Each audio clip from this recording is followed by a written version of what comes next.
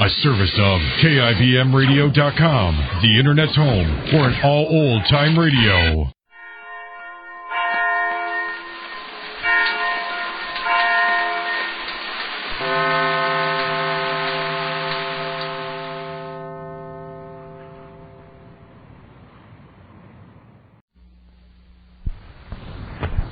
This is Ronald Coleman, inviting you to radio's most dramatic half hour, Favorite Story.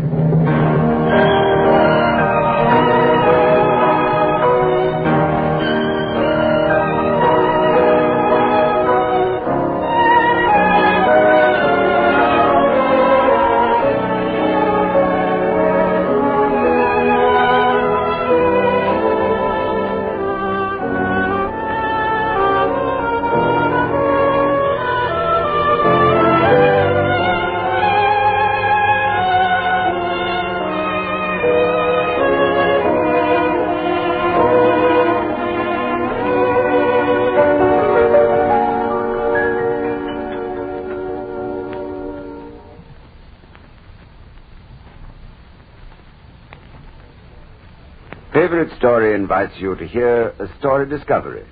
It was found on a London bookstall by Jerome Robbins, the young choreographer who did such brilliant work in the Broadway hits On the Town, High Button Shoes, and Look Ma, I'm Dancing. Robbins thought this yarn so unusual that he immediately sent us a copy and named it his favorite story.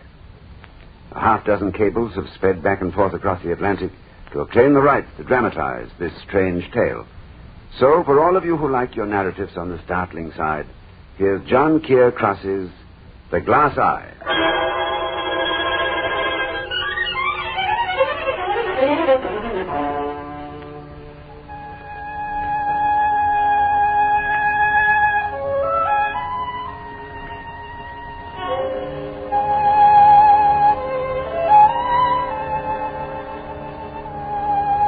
There are things that are funny so that you laugh at them. And there are things that are funny, but you don't laugh at them at all. You can take, for example, the case of Julia. Is it possible to laugh at people like Julia? I've never been able to. Yet Julia is funny. There's something funny in that gaunt shape, in those wide and earnest eyes, in the red, moist tip of that nose of hers that seems longer than any nose in the world. Julia is over 40, 42 to be exact. A friend of mine, a man who makes up verse for the magazines, wrote a poem about Julia. He called it To Julia, a song for a lost, mad girl. And it went like this. Oh, she thought she was in China and 1,000,000 miles away, all among the tall pagodas where the shining geishas play, and the mockingbirds were singing and the lanterns burning red, and the temple bells were ringing softly, softly in her head. Now, Julia isn't really mad, just strange. You'd be strange, too, if you led the life Julia leads. I want you to hear a story about Julia. Since most of what happened is so terribly personal, let's climb the stairs to Julia's dusky little flat and sit down next to her, as if we weren't even there, and try to listen to what goes on inside her head. It didn't happen. It never happened. I might have imagined it, you know. Yet this room was real enough. The yellow wallpaper stained with damp at the corners.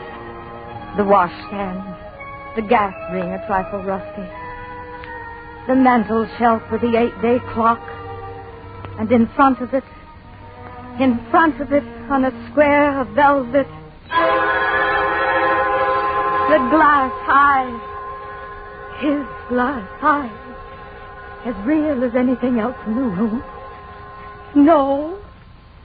I mustn't look at it. I mustn't keep it there as a terrible reminder. Why do I? Why? It's the only memory I have. The only memory. It started late one summer. It was warm in London. I was working for Mr. Mofrey, a solicitor. I remember turning on my stool and waiting until he had finished writing a sentence in a law brief. Mr. Mofrey, Yes, Miss Benson? Would you mind, Mr. Morphy, if I left about 20 minutes early this afternoon? Oh?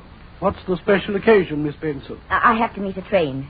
My sister's boy is coming to spend a few days with me. They live in Lister. Oh, yes, that's the crippled lad, isn't it? Yes, Mr. Morphy. My sister likes to spend a bit of time visiting her husband's people in Wales. And so Bernard comes to London. I do my best to show the poor little chap a good time. That's very generous of you, Miss Benson. What sort of things do you do to amuse the lad? I take him to the cinema. I buy him a toy. He's a quiet child. He doesn't ask for much. Hunsecker down the hall mentioned that there was a good bill at the Old Palace Music Hall. I imagine the lad would like that. Acrobats and such. There's also a ventriloquist. One of those chaps who throws his voice. Oh, that's a fine suggestion, Mr. Moultrie. I'll get tickets for tonight. Thank you very much, Mr. Moultrie. I met Bernard at his train. He was a very pale child, 11 years old. We had supper at the ABC tea shop. A mutton chop apiece and a large baked potato between us. It tasted good. Bernard said very little, but it was good to eat with someone else, with a guest. We went to the theater and sat in red plush stalls. There was an acrobat act, a man and a woman in white tights and spangled panties. I'm afraid I found it rather dull.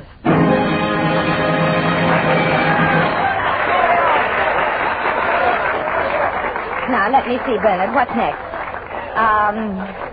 Max Collodi, I guess you pronounce it. The gentleman ventriloquist with his amazing dummy, George. Oh, I think this will amuse you, Bennett.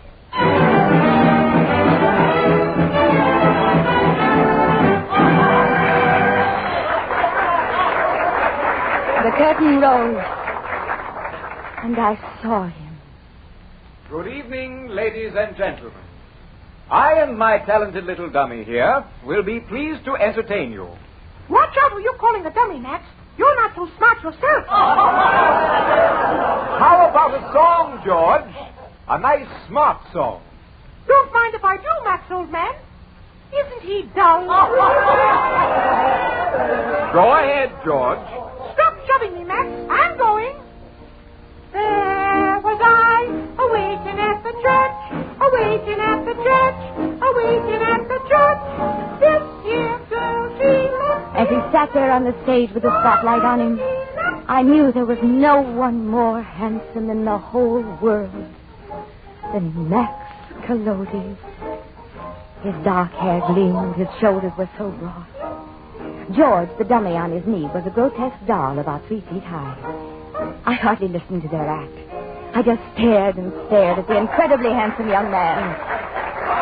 And I knew then that there could be no other man in all the world for me but the ventriloquist, Max Collodi.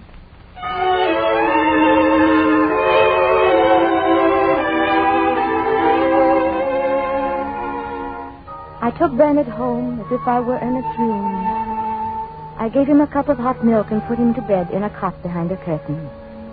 Then I went to bed at the far side of the room. I lay for a long time staring at the ceiling, listening to the night sounds. Footsteps through the window from the street. The slow footsteps of a policeman. The strolling footsteps of lovers.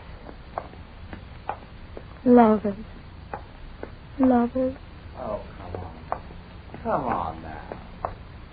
And all the time I kept thinking of Max Collodi. Mrs. Max Collodi. Madame Collodi. Or is it Senora Collodi? Oh, footsteps mounting the stairs. The young man in the flat about coming home. But suppose I was Senora Collodi. Right now, I'm lying in the upper room of our villa in Italy. Max has been appearing at the theater. He's coming home now, dead tired. It's his footsteps coming up the stairs. In another moment, the door will open. He'll come in. He'll lean down and kiss me. I'll hold him very close. It is the young man upstairs. He's going into his flat. Signora Collodi.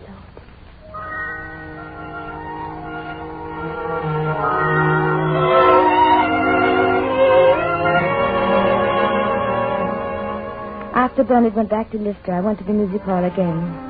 I prayed that Max Collodi would still be there. He was. He was. It was his last night. I sat so impatiently through the dreadful acrobat act. And then he came on. He came on. I didn't listen to his act at all. I just stared at him. A ventriloquist doll am I.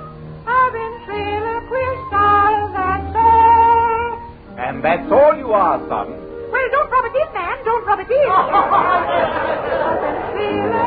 I didn't care what George was. It was Max, his master, I cared about.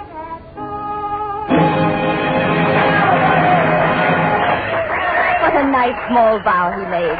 Such gentlemanly restraint. Bowing without standing up with the dummy still on his knee. They were applauding him, my Max. It was impossible to believe that anybody could be so handsome. I had to see him again. I had to know where he was going from here. I bought a copy of Stage. Here it is. Finsbury next week, then Streatham, Bradford, Blackpool. Yes.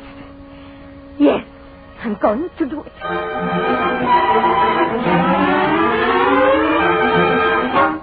Mr. Murphy. Yes, Miss Benson? I wish to give my notice. Huh? I'm leaving your service. Leaving, Miss Benson? Whatever for? Aren't you happy here? I must be frank with you, Mr. Murphy. I'm not. I'm leaving to go with the man I'm in love with.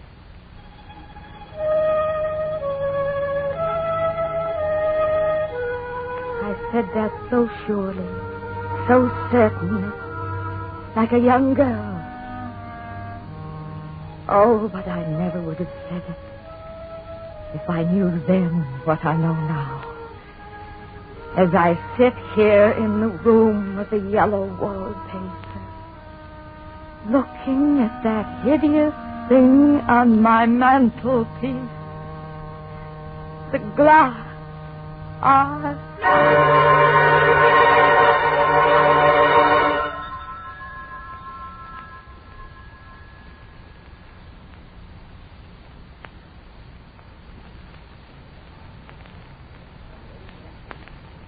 We're ready for Act 2 of this week's favorite story. Lurene Tuttle stars as Julia in John Keir Cross's remarkable tale called The Glass Eye. Julia sits in the half-light of her room, hardly daring to look at her mantelpiece. For there, on a square of black velvet, is the glass eye.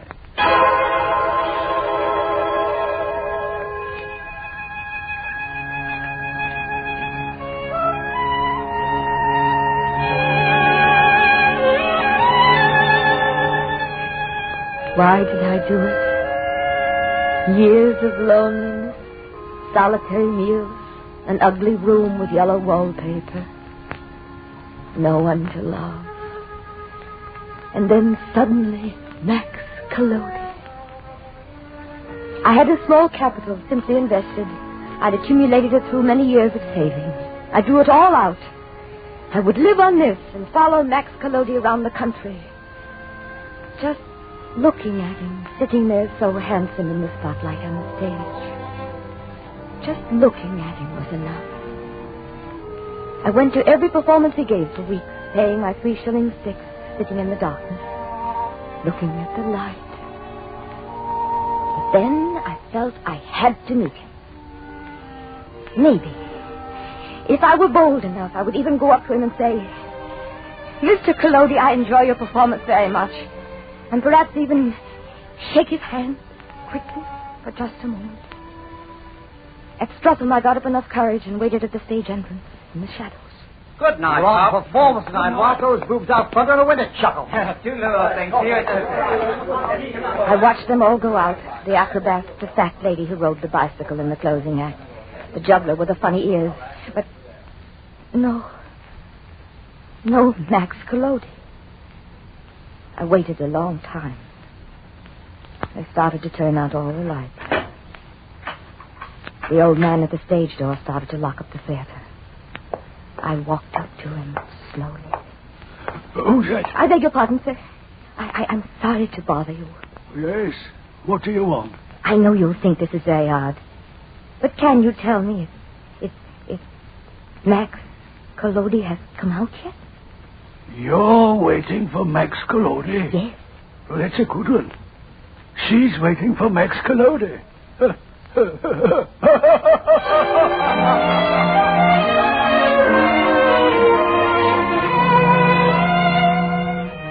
I knew I wasn't good enough for him.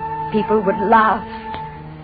I was old, and he was young and handsome. But even so, I wrote Max Collodi a letter. I wrote it very carefully.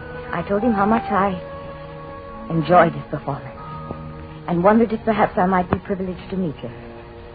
Days later, I received a reply. I tore open the letter. My dear Miss Benson, I am grateful for your praise. I regret to say, however, that I never grant interviews. Cordially yours, Max Collodi. Oh.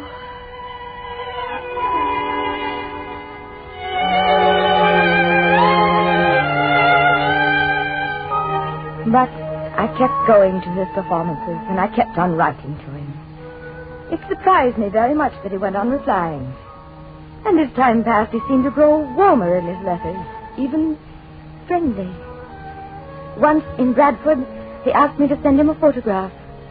I found a blurred snapshot of myself. In it, I appeared on a lawn against the background of fuchsia and veronica bushes, very shy, with my head to one side. It was a very old snapshot, a daylight exposure print on matte paper. People had said in those days that it was a dead spit image of me. The bobbed hair caught up in a bandeau of Japanese silk. The frock with no waist that ended above the knee. The earrings of emerald-cut glass. But it was a picture of me at 23. I shouldn't have sent it. The whole thing wouldn't have happened if I hadn't sent that picture. It was at Blackpool that I finally met Max Collodi. I'd been suggesting again and again in my letters that someday we might meet. And finally, a letter came. A very special letter. I ripped it open. Dear Miss Benson, I believe that I might grant you a short interview, but we must make certain conditions. You are to stay only for 5 minutes this first time. Later on, perhaps, if you still wish to go on seeing me, we might arrange longer appointments. I wish to state at this time that I have an aversion in real life to strong light, being so much in my professional life under the glare of the lamps and the footlights. So my hotel room will be dimly lit. If you do not mind being received in a half-lit hotel bedroom by a strange man with no other chaperone beside my dummy, George. Hey, my. Then would you come to the Seabank Company's Hotel, Mortimer Street, Blackpool, at 10 p.m. on Saturday evening next, after my show at the Winter Garden Theater. At that time, I will be happy to tell you something about myself, and to hear in return something about you. Oh, I'm going to meet him. I'm going to meet Max Collodi.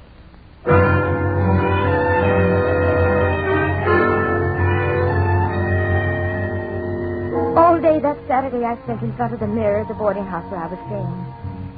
But powder and lip rouge, used discreetly, of course, could not make me look 23 again. All the makeup in the world couldn't keep me from looking 42.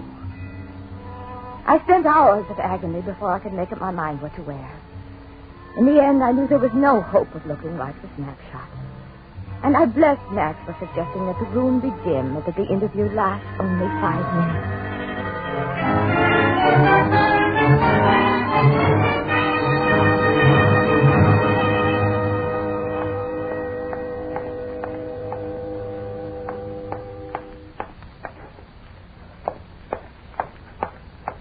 At 10 minutes to 10, I was walking up and down in a dark place near his hotel, waiting. It was the longest 10 minutes I had ever spent in my life. I glanced at my watch. 2 minutes to 10. I pushed open the swinging door of the hotel and walked up to the reception desk. Yes, lady? Could you tell me the number of Mr. Max Collodi's room, please? The number 7 on the first floor. Stairway to your left. As I walked across the lobby, I felt his eyes on my back. I mounted the stairs, taking care not to trip over the worn carpet. I dabbed at the tip of my nose with a small scented handkerchief. After roses from Boots at 4 and 6 the bottle. Number 5. Number 6. Number 7. Oh, God. Help me. Help me. Won't you come in? He was sitting behind a large mahogany table. Even in the dim light, I could not mistake him. He was so handsome. He didn't get up. He just inclined his head in the brusque, slightly stiff way I knew so well. It was the bow with which he acknowledged applause in the theater. Dear lady, pray sit down. Thank you. I sat down. I didn't know what to say. What was there to say? To gain time, I quickly glanced around the room. An ordinary room with flowered wallpaper. There was a bed, a wardrobe, a small chest of drawers. Rolled grotesquely on a chair to Max's left was the dummy George. So lifeless there in the half-light. Mr. Collodi. Max Collodi at your service. Mr. Collodi. My voice sounded thin and false. Not myself speaking at all, but someone else. Someone else in my body. Trembling, aching, sick in the stomach. And suddenly there swept into me as I sat there a terrible and overwhelming desire. I wanted to touch Max Collodi. Just a touching one. To touch his hands, his forehead, his blue-tinted jaw. It was a craving so terrible I could not resist. I got up. I stood for a moment staring wildly, hardly breathing. I walked quickly around the table. Madam, what are you doing? I touched him on the cheek and...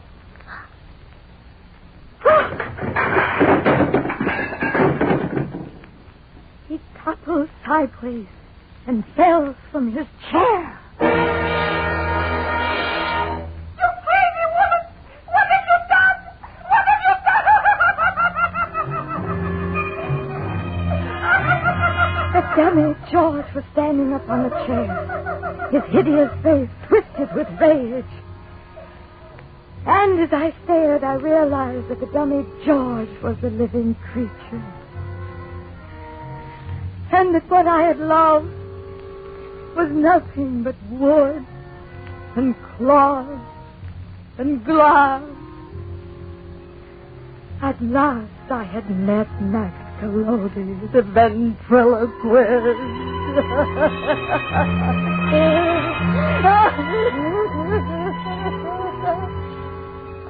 I stared at the dummy on the floor, the beautiful staring face I had loved so much.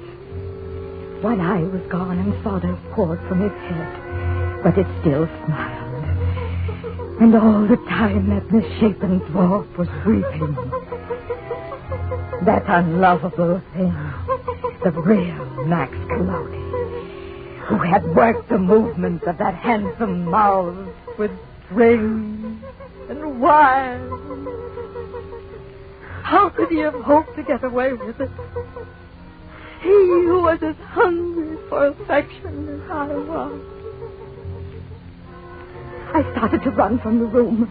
My foot trod on something round and hard. I stooped and picked it up, then ran screaming from the hotel.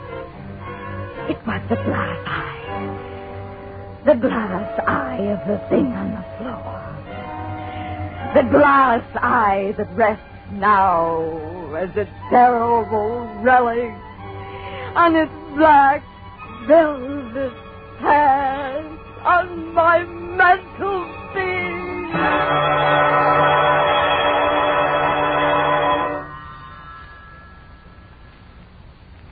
Now that is the story. Tell me honestly, did you ever think that the real ventriloquist would turn out to be just a dwarf? And that the big handsome man was really only the dummy? Well, it had me surprised. That's what we call a switch ending, and it's the kind that would have made O. Henry proud indeed. Lurene Tuttle is to be warmly congratulated for her fine acting as Julia, and Byron Kane deserves a bow for his portrayal of Max Collodi, both sizes. Claude Sweeten, as always, composed and conducted the music. Jerome Lawrence and Robert E. Lee wrote and directed this pre-radio adaptation of John Keir Cross's The Glass Eye. Our thanks also to choreographer Jerome Robbins, who chose The Glass Eye as this week's favorite story. Say, it's time for... All Sweet. All Sweet is the margarine with the delicate natural flavor. All Sweet. The margarine with the delicate natural flavor. Swift's All Sweet Margarine invites you to meet the meat.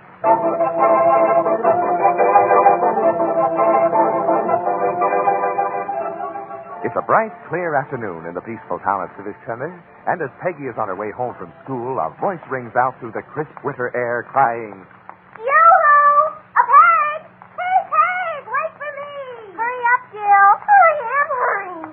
Gosh, Peg, you think you'd wait for a person? I told you I want to walk home with you this afternoon. Oh, jeepers, Jill, I'm sorry. I guess I forgot and just sort of wandered off by myself. You're sure acting awful funny lately, Peg. Funny? Not funny, ha-ha. Funny peculiar. Ever since you started going out with this mysterious new boyfriend last week. You mean Jimmy Jones? How many mysterious new boyfriends have you got? Holy cow, Peg. Do you realize that you've known this guy for over a week and you haven't dished off the dirt about him yet? Jill, I think it's a sign of immaturity for girls to talk about boys. Are you kidding? My gosh. This Jones guy must be an awful creep if you don't want to talk about him. He is not a creep. Jimmy is tall, dark, handsome, intelligent, a beautiful dancer, and very, very sophisticated. Ah, go on. It's true. The trouble with you, Jill, is that you don't know any older men. Older men, Peg? Is Jimmy old? Well, he must be all of 20, maybe even 21. Gosh. He's very mature and distinguished. His hair is beginning to turn gray at the temples. Turn gray? And he's only 21? Well, he's an old 21. And besides, he worries a lot. He does? Oh, golly, Peg, I sure would like to meet him. Look, my mother said I could have a party at our house next Saturday night. Why don't you bring Jimmy? Well, Jimmy and I would just love to come, Jill, but I don't think Jimmy would enjoy it. Why not? Because everybody else there would be so much younger. Compared to Jimmy, boys like Harold and Beanie Barker are mere children. Oh, so that's it. So you are going high-hat on us, just like Harold said you were. Did Harold happen to say anything like that about me? He certainly did, and he was right. That's not true, Jill. Harold's just jealous. Then will you bring Jimmy to my party Saturday night? But I can't. You mean you can, but you won't. Okay, Peggy Meeks. As far as I'm concerned, you can find yourself another bosom friend. Oh, Jill. Jill, you don't mean that. I most certainly do. Goodbye, Miss High-Hat. Jill! Jill, wait! Well, what do you want? Look, Jill, if I tell you why I can't bring Jimmy Jones to your party Saturday night, will you promise not to tell a soul? Well, you know me, Peg. That's why I want you to promise. Now, raise your right hand on your sacred honor. Cross your heart, hope to die. Oh, gosh, Peg. Do you promise, Jill? Of course I promise, Peg. Now, why can't you bring Jimmy Jones to my house? Because Jimmy Jones is a myth. Well, gee, Peg, what difference does it make what nationality he is? Oh, no, Jill, you don't understand. Jimmy Jones doesn't exist. There isn't any Jimmy Jones. I made him up. He's just a figment of my imagination. Peg, sometimes I have a hard time understanding you. What do you want with an invisible boyfriend when there's so many visible ones running around loose? Because Harold wouldn't be jealous of any of the visible boys we know in City Center. What's Harold got to do with it? Oh, Jill, how can you be so damn... Don't you see? I thought up Jimmy Jones just to make Harold jealous. But why do you want to make Harold jealous? Because he was beginning to take me for granted. And when a boy starts taking a girl for granted, Jill, the girl better do something. And besides, I heard very confidentially from a very reliable source that Harold went to the movies last week with a woman named Frances. Gosh, Pig, I got a feeling you're playing with fire. What if Harold should find out that Jimmy Jones doesn't exist? Oh, I just died, Jill. I just died. But he won't find out unless somebody tells him. You mean somebody meaning me? Yes. Oh, you don't have to worry about that, Peg. I'll be as silent as the grave. Just see that you are. But speaking of such unpleasant things as graves, Peg, I hope that your invisible man doesn't turn out to be a Frankenstein.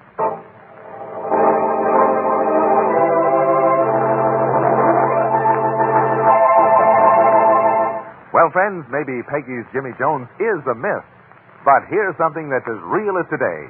Your friends, the Meeks, Swift and Company, and all of us sincerely wish you and yours the happiest of New Years. And we hope that you'll continue to drop in and pay us a weekly visit every Saturday throughout 1949.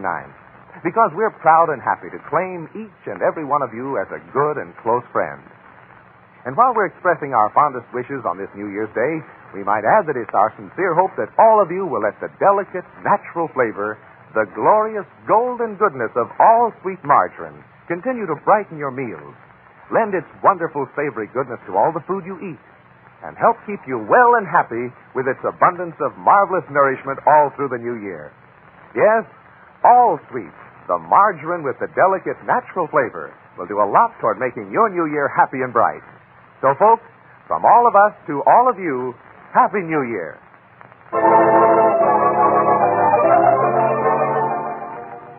Well, come in, Harold. Come in. Oh, thank you, Mr. Meeks. Peggy home? Yeah, she's out in the kitchen with her mother. You wait right here. I'll call her. Thank you, sir. Oh, Peggy. Yes, Daddy? Hey, that was Harold at the door. He's in the front room. Yes? Mm-hmm. You go in and see him, dear. Now, I'll finish trying with this. Oh, thank you, Daddy. Hiya, Peggy. Did you wish to see me, Harold? Well, I didn't walk clear over here just for the exercise. Peg, how about going to the movies with me tomorrow night? Tomorrow evening? Yeah, there's a swell show at the Bijou. Oh, I'm very sorry, Harold, but I'm going to be engaged tomorrow evening. Engaged? Peggy, aren't you a little young to be thinking of marriage? Oh, I don't mean that kind of engaged, silly. I mean, I already have a date for tomorrow night. With this Jimmy Jones character, I suppose? Yes. But for your information, Jimmy Jones is not a character. You ought to know you're the only one who's ever seen him. What do you mean by that remark? Nothing. Only I've been thinking. It's kind of funny. What's funny? How you can go out with a guy as much as you say you've been going out with this Jimmy Jones, yet no one has ever seen you with him. Harold Harbinger, have you been talking to Jill Donovan? Jill? Well, no, why? Oh, I just wondered. Look, Peg, you wouldn't be kidding me, would you? Kidding you? About Jimmy Jones. I mean, there really is such a guy, isn't there? Well, of course there is. You're sure? I'm positive. Harold Harbinger, what are you trying to imply? Nothing. I just got to wondering if maybe you just made up this Jimmy Jones guy. Made him up? Oh, what a ridiculous suggestion. And why would I do a thing like that? To make me jealous. Oh, Harold, you do have the strangest ideas sometimes. So you got a date with Jimmy Jones tomorrow night, huh? Yes. Jimmy is coming over, and we're going to spend a nice, quiet evening listening to symphonic music. Look, if Jimmy Jones is going to be over here tomorrow night, I think I'll drop around, too. Just drop around? Sure, I'd like to meet the guy. Well, you most certainly will not drop around. Why not? Even if he did take my girl away from me, there's no reason why we shouldn't be friends, is there? Oh, there most certainly is. There's a lot of reasons why you and Jimmy could never be friends. For one thing, he's older, much more serious. He's not always kidding and joking like you younger men. Don't worry, Peg. I won't crack one joke while he's around. Harold Harbinger, you stay away from this house tomorrow night, do you understand? But gosh, Peg, I just want to meet the guy. Say, maybe I was right. About what? About there not really being any Jimmy Jones. Oh, boy, would you look silly if there isn't. Harold carpenter. You have the most suspicious mind of any man I know. Holy smoke, it's getting late and I've got a lot of studying to do. So long, Peg. See you tomorrow night. You and Jimmy Jones. If you come around this house tomorrow night, Harold, Well, I won't let you in.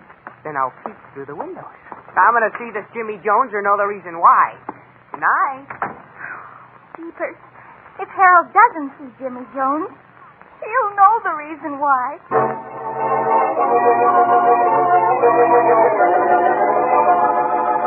Peggy, dear, you've done some very ridiculous things, but creating a mythical boyfriend takes the prize. Mother, dear, I don't mind your criticizing me. But would you mind making it constructive criticism? What am I going to do? Why don't you tell Harold the truth? Mother, even I could think of that. Don't you see? I can't let Harold know that Jimmy Jones doesn't exist. If he found that out, he'd take me even more for granted than he did before. Oh, you know how men are. You're married to one, aren't you? I'm married to your father, dear. Beyond that, Agatha, dear. I'm home. Here's Daddy now. Oh, hello, Agatha.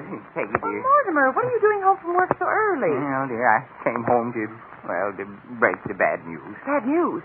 What's happened? Well, it hasn't happened yet, but it's going to. What in the world are you talking about? Agatha, believe me, I tried to get out of it, but I couldn't. Couldn't get out of what? Having him to dinner. He invited himself. Oh, Mortimer, I can't make head or tail of what you're talking about. Who invited himself to dinner? Young Charlie Tompkins. Charlie Tompkins? I don't believe I've ever met him, dear. No, of course you haven't. Of course, I just met him today for the first time. He's the son of Dave Tompkins, the most grand exalted beaver of Sycamore Springs. And he's coming to dinner tonight? Yes, he's staying in town for a few days, and he stopped up at the office and introduced himself. It was just at noontime, and since he was the son of a lodge brother, I naturally took him to lunch. Naturally. And that's where I made my mistake, Agatha. I have never met a worse young man in my whole life. Oh, well, what's the matter with him, dear? Agatha, Charlie Tompkins is a card. A card? The joker. I don't understand, dear. Yeah, well, you will. You will. He plays practical jokes. He wears a flower in his buttonhole that squirts water, and he puts rubber insects in the soup. Oh, no. Oh, yes. At lunch, he gave the waiter a hot foot and almost got us thrown out of the restaurant. But I couldn't get out of having him to dinner. You know, the lodge's motto, beavers are welcome wherever beavers are, and that includes beavers' sons. Well, now, Mortimer, don't worry about it. We can put up with the young man for a few hours if he's the son of a most grand exalted beaver. I'm sure he's not as bad as you painted him. No, he's worse. Well, I'll go start dinner. Daddy, how old is this Charlie Tompkins? Oh, I don't know, dear. He's about 20 or 21. Really? Oh, jeepers, Daddy, that's just right. Oh, what do you mean, dear? Look, I can't explain now, but would you mind if I asked Charlie Tompkins to do me a favor this evening? What sort of a favor? Pretend that he's Jimmy Jones. Jimmy Jones? Who's Jimmy Jones? My invisible boyfriend. Oh, well, that makes you... You're what? Oh, I know it must be very confusing to your father, but I'll explain later. Oh, that's all right, dear. That's all right. You have my permission to do anything you want to if you can make Charlie Tompkins invisible.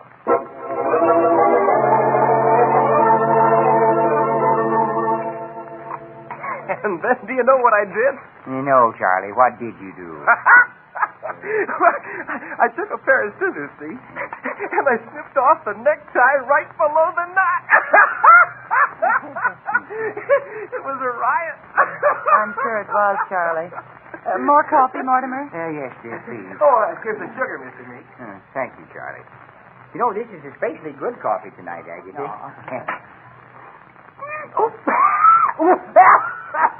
Help! You I've been poisoned.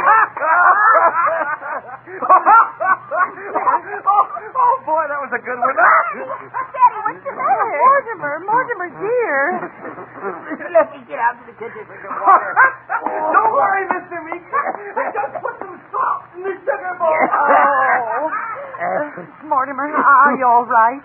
Yes, dear, yes. I'm all right now, I think. Mortimer, I can't stand that young man. Yeah. We've got to get him out of this house immediately. Agatha, don't get excited. After all, Charlie's our guest. We can't insult him. Oh, can't we? Well, just watch me. Oh, now, Agatha, please remember, Charlie is the son of a most grand exalted beaver. And besides, he came just for dinner. Now, I'm sure he'll be leaving in a little. Yes, I'd be sure, too, Mortimer. Except for one thing. What's that, dear? If that young man only came for dinner, I'd like to know why he brought a suitcase. Now, let me get this straight, kid. You've been shooting a line about having a boyfriend named Jimmy Jones, That's right, Charlie. but the guy you're trying to make jealous, he ain't convinced. Yes.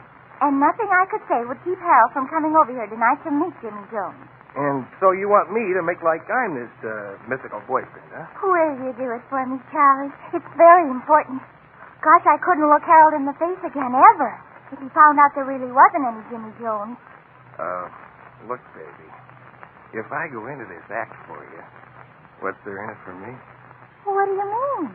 I mean, how about a little kiss? You're young, but you're kind of cute.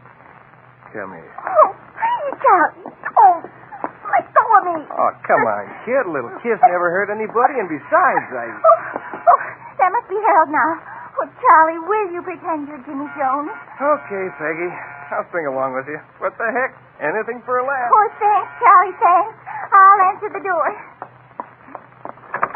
Hiya, Peg. Here I am. So I see. Is he here?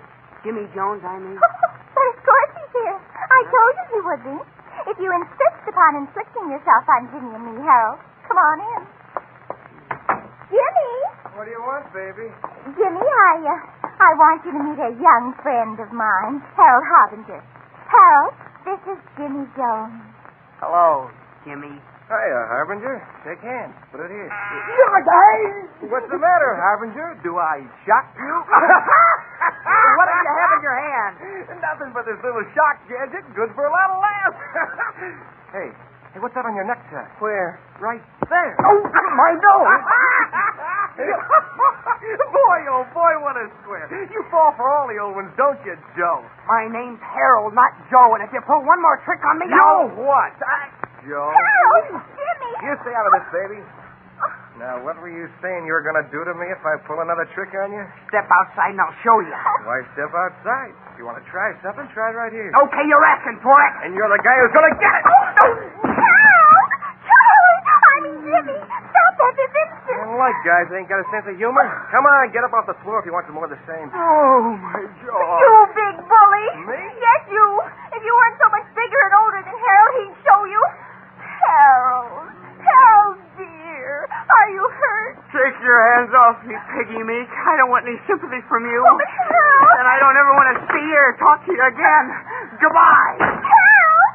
Oh, Harold! What a jerk. You listen to me, you Charlie Tompkins. If there is a jerk around here, it's you. Yeah? Yes, now get out. Get out. You heard me. Get out. I'm getting rid of you right now. Oh, yeah, that's what you think. What do you mean? I mean, I like it here, so I'm staying. Staying? Sure, why not? It's a nice house, good food, and I've got a cute little kid like you to keep me company. But you can't stay here if you're not wanted. No? No, I'll have you put out. Now, look, baby. You wouldn't want me to go to this Harbinger guy and tell him who I really am, would you? Oh, no. I didn't think so. You said yourself you could never look him in the face again if he found out there really wasn't any Jimmy Jones. Oh, but... So I think I'll stick around here for a few days. Why, this is blackmail. Sure. But you'd rather be blackmailed than have Harold Harbinger know that you created Jimmy Jones out of whole cloth. Well, I may have created Jimmy Jones out of whole cloth, but he was all wool until I met you, Charlie Tompkins.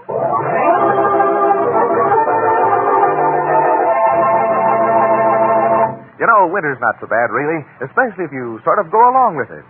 For instance, get out and enjoy some ice skating or tobogganing, or take long walks through freshly fallen fluffy snow. Just be sure you're warmly dressed and well fortified with heat and energy-giving food. And that's where All Sweet margarine can be a real winter pal. You see, All Sweet is chock full of good nourishment. Now, take sandwiches, for example. Did you know that All Sweet actually doubles the food energy of bread?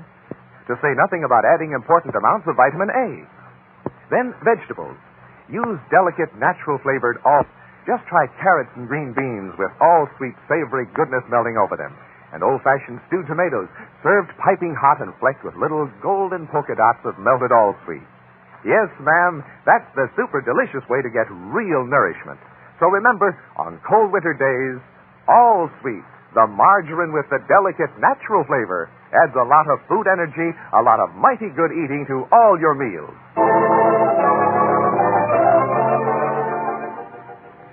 But, Mortimer, that horrible young man has been here for 3 days. I can't stand him anymore. Yes, I know, Agatha, I know. But Charlie is Dave Tompkins' son, and Mr. Tompkins is one of the most important beavers in the state. Now, I cannot risk insulting Charlie. Well, I don't see why not, Daddy. Peggy, if I got Mr. Tompkins mad at me, he could have me run out of the beavers.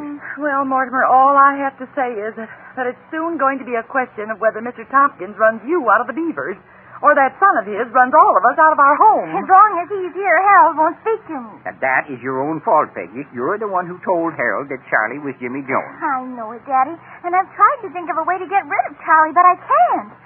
Not without him going to Harold and telling him about Jimmy Jones. I've even consulted Jill, and she can't think of anything. Well, when Jill can't think, the situation's hopeless. Well, I've got to get to work. I'm going downtown with you this morning, Mortimer. I simply have to get away from that young man for a little while. Yeah, all right, dear. All right, come on, let's go.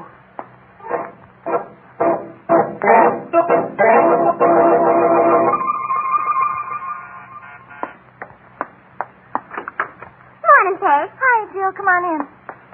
Peg, I think I've got it. Got what? An idea how you can get rid of Charlie. Really? What is it, Jill? Well, when you told me what a practical joker this Charlie trip is, I got to thinking. About what? Well, something I read somewhere about how practical jokers can dish it out, but they can't take it. Well, don't you see, Peg? Maybe if we made Charlie's life miserable by playing practical jokes on him like he plays on everybody else, he wouldn't be so happy in your house. Maybe he'd leave. Gosh, Jill, maybe you've got something there. Oh, the only trouble is I don't know any practical jokes. Oh, don't worry about that. I've done some research in a book called 1001 Ways to Make Your Friends Hate You. And I came all prepared. We can start right away. Where is Charlie? He's taking a nap on the living room couch. Come on. But don't wake him up until I tell you to. Okay. What are you doing, Jill? Tying his shoelaces together. Okay. Wake him up. Charlie! Oh, Charlie, wake up! Huh? Oh, hello, baby. Charlie, I want you to meet a friend of mine, Jill Donovan. Hello, Charlie. Shake hands. Oh, modern Charlie. I come as a big shock to a man, huh? Look, kid, I don't think that's funny. Oh, I'm sorry, Charlie. I wouldn't want you to dislike me. Peg has told me so much about you, haven't you, Peg? Oh, yes. Oh, she certainly has. Oh, Charlie, what's that in your sweater? Huh? Where? Right there. Oh, Charlie, I didn't think you'd fall for that one. Now, look, you stop that or I'll... Oh, you what, Charlie? Wait till I get my hands on you and I'll show you. Hey, my foot! Oh, Charlie fell against the table. Gosh. Oh, you shouldn't have tied his shoestrings together. He may have hurt himself. No, he didn't. He'll be all right. Then why doesn't he move? Charlie, you suppose he knocked himself out? Charlie, speak to me. Say something. Charlie. Oh, He may have hurt himself badly. You think so? Oh, I don't know, but we better not take any chances. Go to the telephone and call the doctor. Okay, Peg. Gosh, when that guy falls for a practical joke, he really falls, doesn't he?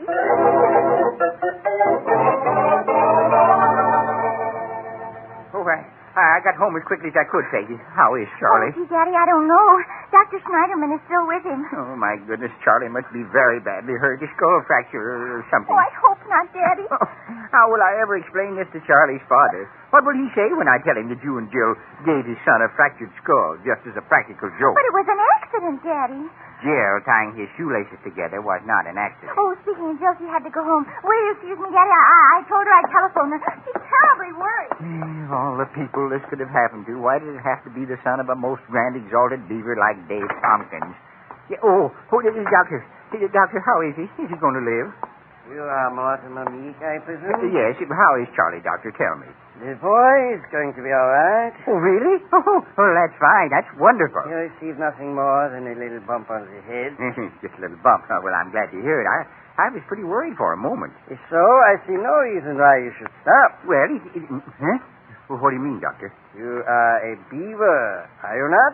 Oh, yes, but how did you know? Because I, too, am a beaver. What? Yeah. In the old days in Vienna, I was a member of Vienna Lodge 34 of the International Order of Beavers. Is that so? And I think you should know, Beaver Meeks, that I am not proud to call you brother. You're not? No, I am not. What? You know the beaver's motto. Beavers have welcome wherever beavers are. Hospitality is the watchword of the beavers. Oh, I know. And why did you permit your daughter and that friend of hers to subject the Tompkins boy to such torture? Torture? I consider practical jokes the worst form of torture that can be inflicted on mankind. And when most grand exalted Beaver Tompkins arrives from Sycamore Springs to be at the bedside of his son, I shall request him to suspend you from the organization. To suspend me? Oh, just temporarily, of course. How temporarily, Doctor? Just until you are expelled.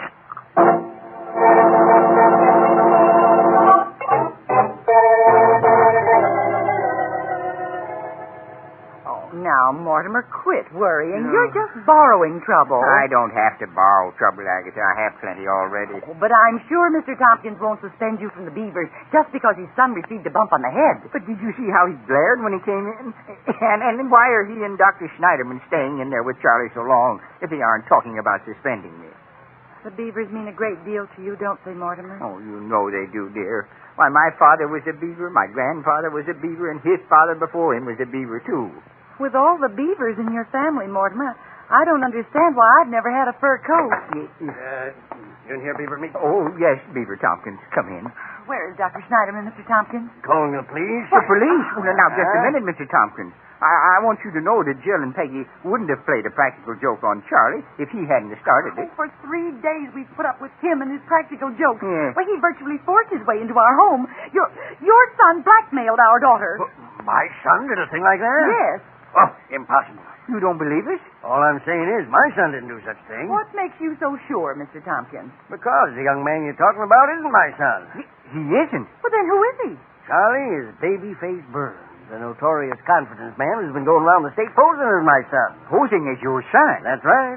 Babyface Burns has been using my name to take advantage of the famed hospitality of the Beavers and get himself free room and board. But then Dr. Schneiderman's calling the police to come for Charlie. I mean Babyface Burns. That's right. Yeah, and I'm not going to be suspended from the Beavers? Suspended? Beaver Meek, for your gallant service above and beyond the call of duty in helping capture Babyface Burns, I, in my capacity as the most grand exalted Beaver, am going to recommend you for the Order of the Ring Flattail. Oh, no. The Order of the Ring Flattail? Yes, sir. Oh, Beaver Tompkins, this is overwhelming. Nonsense. Not a bit more than you deserve.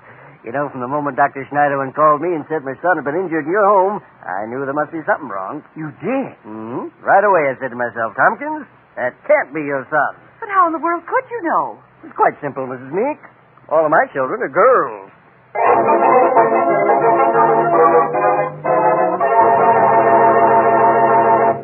No matter what other New Year's resolutions you make, here's one we hope you'll keep. To let all sweets' delicate, natural flavor enhance the enjoyment of all your meals. And we hope that you'll often take advantage of the fact that it's easy to color all sweets so that your fine family can enjoy their favorite margarine at its most beautiful golden best. Or, of course, if you live in one of the many states whose laws permit the sale of colored margarine, you can buy yellow all sweet in solid or quartered pounds.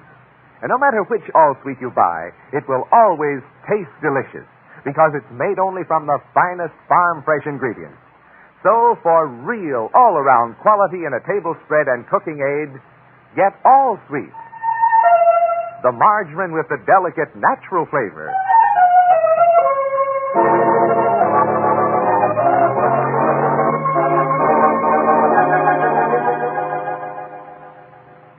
Harold. Yeah, Peggy? I've got a confession to make. You were right about Jimmy Jones. You mean that he was a jerk? No, I mean that you were right when you suspected that there really wasn't anyone named Jimmy Jones. Is that so? Uh-huh. He was just a figment of my imagination.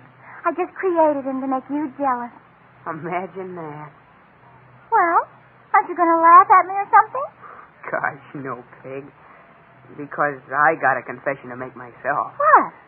You know that Francis person I went to the movies with last week? Uh-huh. Well, it was Francis a boy, not Francis a girl. It was? Well, why didn't you tell me? Because I wanted to make you jealous. After all, Peg, you've been taking me pretty much for granted lately.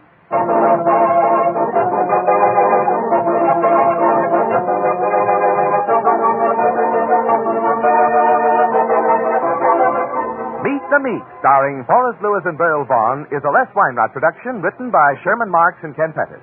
Be sure to join us over these same stations next Saturday when All Sweet, the margarine with the delicate natural flavor, again invites you to Meet the Meeks. This is John Weigel speaking.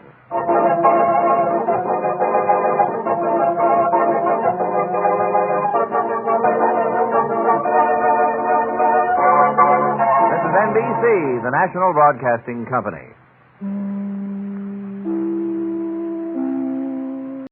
Palmolive Soap, your beauty hope, and Luster Cream Shampoo for soft, glamorous dream girl hair bring you Our Miss Brooks, starring Eve Arden.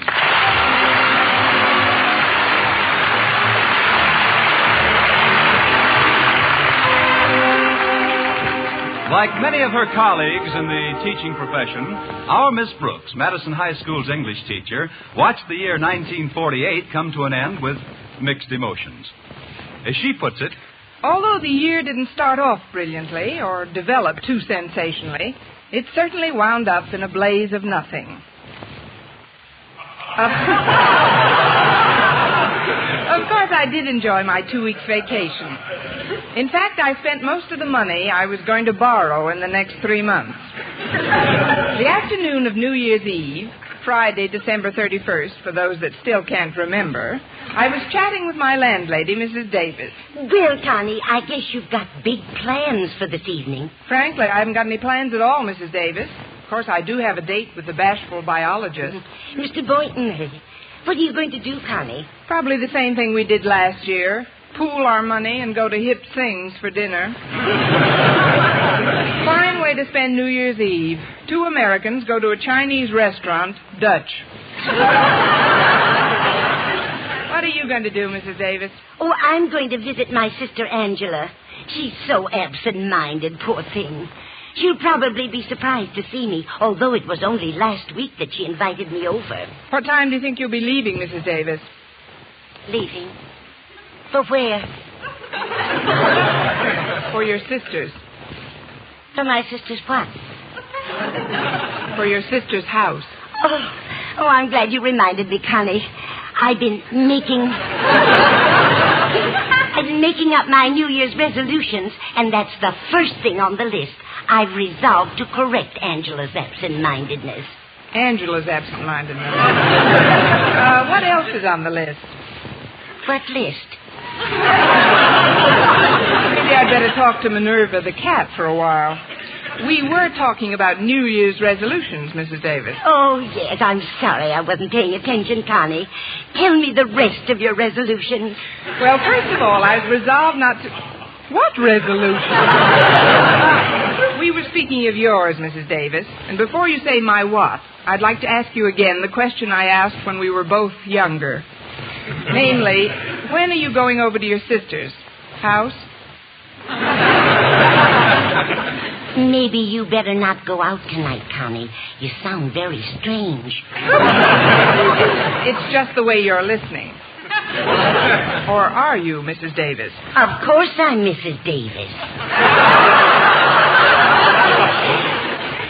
Now, you lie down and let me fix you some hot tea. I don't want any hot tea. I just want an answer. Meow. Thanks, Minerva. Now, about this evening, Mrs. Davis... Hello, Minerva. Want some milk, dear? Meow. I'll get you some in a minute. You were saying, Miss Brooks? This evening? Your sister's house? Yes, I'm going over there tonight. I know, Mrs. Davis. Right away, Minerva. What time, Mrs. Davis? It's, 4:45 now, but I'm always happy. Get away from those curtains, Minerva. I'll fetch your saucer right away. Keep an eye on her, will you, Angela? I'll be glad to, Connie. Come on, just hop into my lap, Mrs. Davis. Meow. There's a good dog. This is getting contagious. Oh, coming. Excuse me, Minerva. Why, it's Monsieur Monet. Come in. Merci, mademoiselle. Thank you. It's nice you remember me. Remember you? Why, Monsieur Monet, you're Madison High's favorite French teacher. For that, Miss Brooks, permit me to kiss your hand.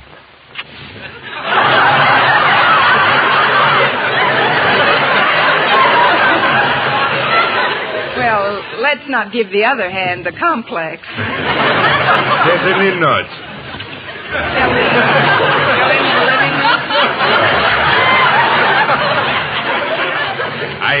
I trust that I'm not arrived at, how you say, inopportunity time.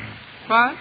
Oh, no, this is very opportunity time. Won't you sit down, Monsieur Monet? Oh, thank you, Miss Brooks. But now that I'm teaching in America, I would appreciate it if you would call me in America. All right. What's your number? No. I mean, call me Mr. Monet instead of Monsieur. Oh, certainly. Here you are, Kitty. Here's a nice saucer of... Oh, I didn't know anyone had come in. This is Mr. Monet, Mrs. Davis, our new French teacher at Madison. Oh, how do you do, Mr. Monet? How do you do, Mrs. Davis? I kiss your hand, madame. I'll hold your saucer, madame. A lovely lady with a lovely hand.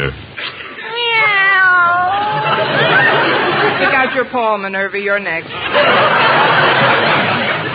If Mr. Monet came over to see you, Connie, I'm sure he doesn't want to talk to Minerva. I'll just take her into the kitchen. Come along, dear. There's a good kitty. Come drink your milk out here. So nice to have met you, Mr. Monet. Likewise, I'm sure. She's very nice, your Mrs. Davis. But why she run away so fast?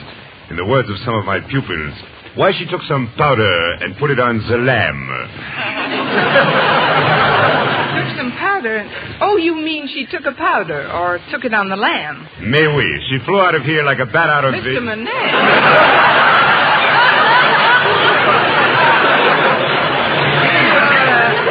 You're learning faster than you're teaching. Now, Mrs. Davis was just being tactful. I guess she thought you wanted to be alone with me. Alone with you? But why, Miss Brooks? I'm a married man. Oh, I know, but Mrs. Davis doesn't know about your wife, Mr. Monet. Oh, Miss Brooks, I don't know what plans you have made for New Year's Eve, but my wife, Elaine, and I would be very flattered if you would join us. Well, thanks, Mr. Monet. I'm flattered that you should ask me. But as far as I know, Mr. Boynton is taking me out tonight. Oh, then you both must come. You see, this is not an ordinary party, Miss Brooks, although we're all going to wear evening clothes and try to have the best possible time. Elaine and I, we realize that among school teachers, there are very few, how do you call it, malted millionaires? Some of us are too thick to drink with a straw. What you're trying to tell me is that the evening won't cost much money, is that right? Oh, it will cost you no money, Miss Brooks, but there is an admission charge. Kind of blood? No, just some old clothes. You see, I am in charge of a committee to send clothing to the poor people in France. Any sort of clothes would do, Miss Brooks. Anything that is made of cloth. Why, that sounds like a wonderful idea, Mr. Monet. I'll be delighted to come. And Mr. Boynton, do you speak for him as well? Mr. Boynton has been spoken for many times. The trouble is he doesn't answer. Oh, you mean about tonight? Yes, Mr. Monet. I feel sure I can speak for Mr. Boynton. Oh, fine. I'll be leaving then. I'll walk you to the door, Mr. Monet. Oh, my address is 9066 Shoreham Drive. Try to get there before 10. And I'm sure that as my students say, we will have a ball. I'm sure that we will. Yes, until tonight then, Miss Brooks. Stay in the groove. Oh, Natch, Mr. Monet, Natch. And Mr. Monet. Yes? Don't take any wooden francs.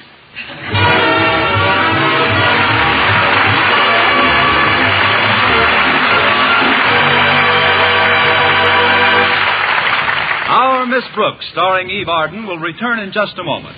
But first, here is Vern Smith. Ladies, regardless of age, skin type, or previous beauty care, doctors prove you, too, may win a lovelier complexion with Palmolive soap.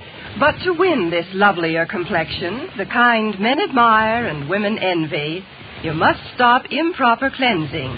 Instead, use Palmolive soap the way doctors advised. Remember, 36 doctors, leading skin specialists, advised 1,285 women, many with complexion problems, to use Palmolive this way. Some have dry skin, some oily, some coarse-looking. Using Palmolive soap alone, 2 out of 3 won lovelier complexions. Now, here's what the doctors advised. Wash your face with Palmolive soap. Massaging for 1 minute with Palmolive's soft lather. This cleansing massage brings your skin Palmolive's full beautifying effect. Rinse. Do this 3 times a day for 14 days. It's that simple. But doctors have proved this way, using nothing but Palmolive, really works. So forget other beauty care. Use Palmolive soap alone for a lovelier complexion. For loveliness all over, use big, thrifty bath-size Palmolive in your tub or shower.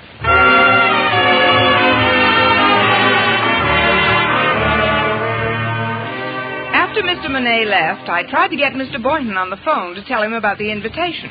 But ours is a party line, a 4-party line to be exact, and every time I picked up the receiver, it was in use. Always careful not to lose my temper, I sat by the phone and drummed lightly on the top of the table until my 5 fingernails were impaled in the mahogany.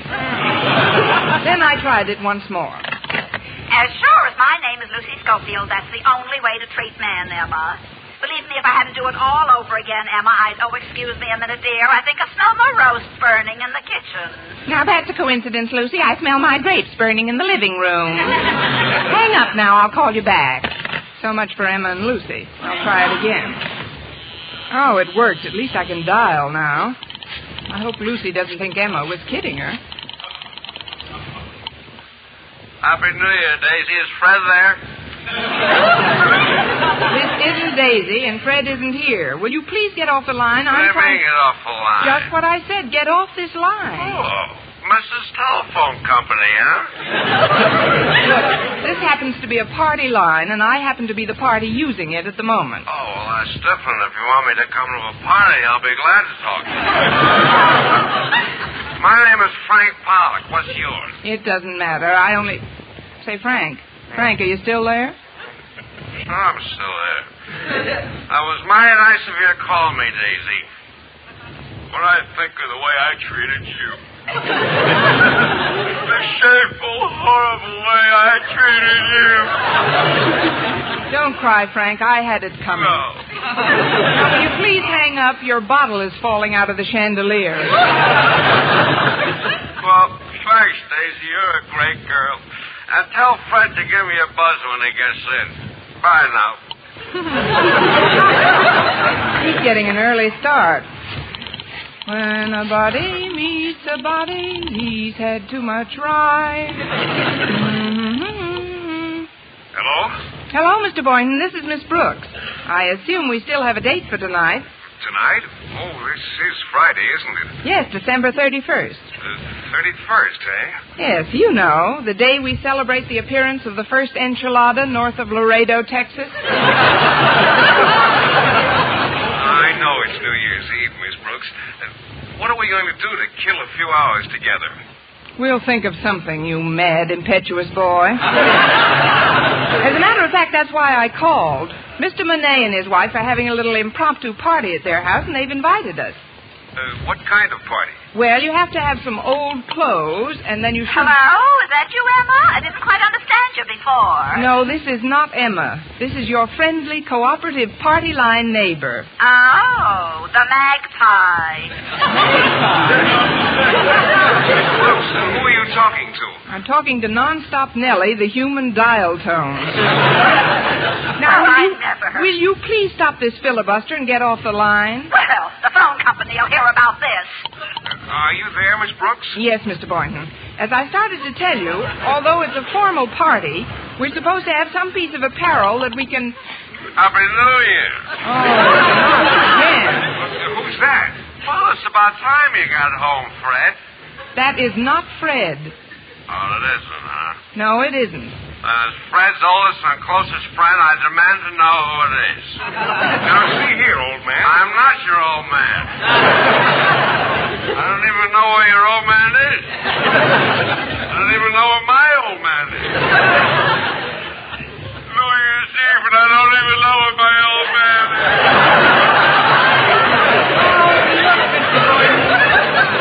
We'd better hang up now. You can't, Daisy. You can't hang up. Not without you telling me where my old man is. Daisy. Listen, Mr. Nobody Boynton. wants to tell me where All my you old have to man do is bring some old clothes with you. What's that? I don't hardly hear you. So put on your tux, bring some old clothes, and pick me up in a couple of hours. I gave you a what deal? This Fred come along and straighten me out. I'll see you later. I'll introduce you to Fred. Tell me that. Who introduce you to Fred. You did, Frank, and I love you for it. But if you don't get off this phone, I'll have you thrown out of the bar you're calling from. Bar? Oh, is that where I'm calling from? Bless you, Daisy. You helped me find my old man. Sure, he's sitting on the stool next to me. I better hang up now. Fred hates it when I talk to strangers. Oh, Mrs. Davis. Yes, Connie? I wonder if you'd give me a hand. I've been invited to a formal party tonight, and I just don't know what to wear. Well, what have you got, Connie? Oh, nothing. That is nothing but an old evening gown I've had for 5 years. Well, come on into your room, Connie, and we'll look it over. Here we are. It won't take long to find in my closet. Well, let's see. Here's a skirt and blouse. The suit I got 2 years ago. Here's one of the dresses I wear to school. Here's the other one. Oh, there we are. My pride and joy. Why, that's real pretty, Connie. And look at the fringe. Silly moths, they left the best part. While I'm in here, I'd better find something to donate as well. Donate? Yes, the price of admission to the party is some old clothing. I know I've got some because I've been wearing it. Oh, dear, I forgot to tell you, Connie, but just last week when the Goodwill truck came around, they pick up old clothes, too, you know. I gave away everything of mine I could possibly spare. Well, that's all right, Mrs. Davis. You're not going to the party. I know, but I also gave away a big bundle of your stuff. You had it lying in the closet, and Mrs. Davis, that was for the cleaners. I had some of my newest clothes in that bundle. 1945 stuff. I'm sorry, dear. Maybe you can borrow some old clothes to give. Well, I guess I'll have to. I know. I'll go over to the Conklin's. He's got one suit I know could use an ocean voyage.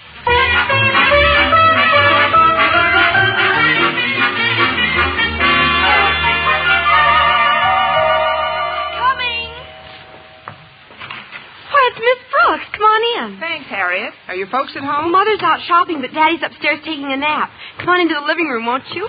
Walter Denton and I were just playing Pass It. Look who's here, Walter. Well, if it isn't my favorite English teacher. Sit down, Miss Brooks. Harriet and I were just playing Pass It. So she told me. What's Pass It? Oh, it's a game we read about. Lots of high school kids play it. All you do is take a piece of Kleenex and hold it to your nose by sniffing. And then with both hands behind your back, you pass it down a long line of kids by sniffing it away from your neighbor. Oh. Sounds fascinating. But where's the long line of kids? Oh, it's just as much fun with the two of us. Mort. Yeah, it saves wear and tear on the Kleenex, too.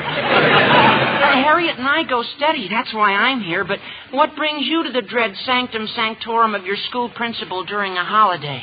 Please, Walter. You make Daddy sound like an ogre. Yes, Walter. Just because Mr. Conklin is my superior at school is no reason for me to live in dread of him. Harriet! What is it, Daddy? Try to be a little more quiet, can't you? I've got to get some sleep. Sorry, Daddy. We'll be more careful. I don't think now is a good time to tell him you're here, Miss Brooks.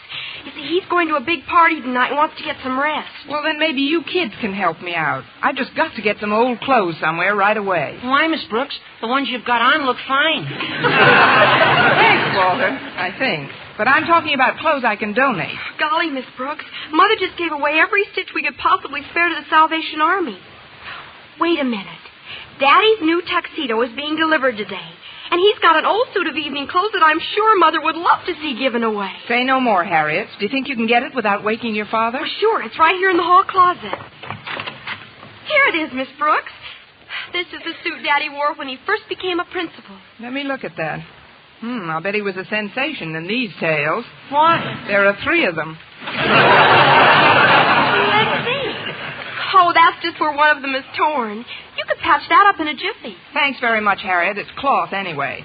Well, I'll be getting along home now. Mr. Boynton's picking me up soon, and I've got to see if my evening gown still fits me. I've had it for over 5 years. I think that's nice, Miss Brooks. What's nice, Walter? How you and your evening gown have grown old together.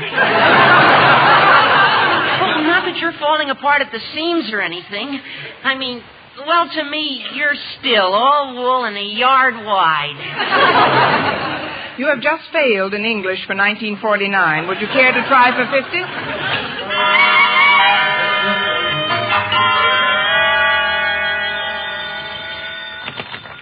Hello. Hello, Mr. Conklin? Yes, who's this? This is Kane from Kane's Classy Cut Clothes with 4 Ks. Oh, yes. Where's my tuxedo, Kane? You promised it to me by 5 o'clock, and it's 10 of now. Oh, that's what I'm calling about, Mr. Conklin. I can't get the suit to you by 5 o'clock. You can't? Well, then when will it get here? Next Tuesday. Next Tuesday? But I've got a very important party to attend tonight. Now, please, Mr. Conklin, don't yell at me. Yell at the Hotel Makers Union. They went out on strike yesterday. But isn't there something you can do? Somebody who can fix Now, this? calm yourself, Mr. Conklin. Even if I gave the suit to another shop to be finished, it wouldn't do any good.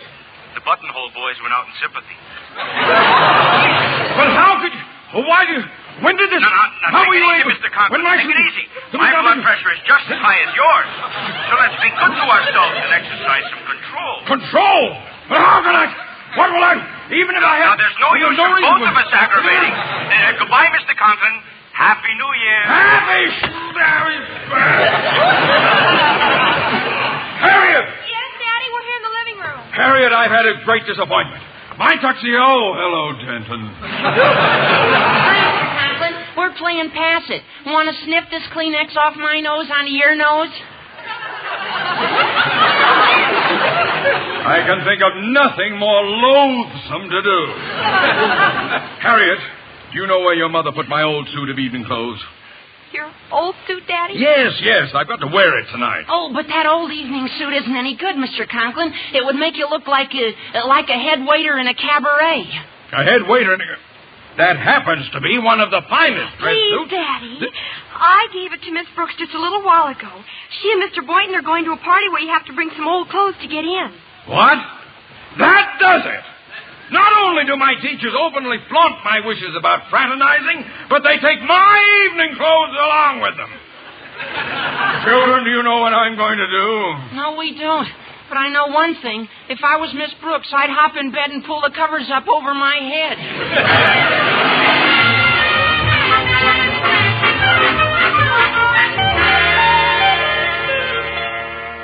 There, how does Old Faithful look on me, Mrs. Davis?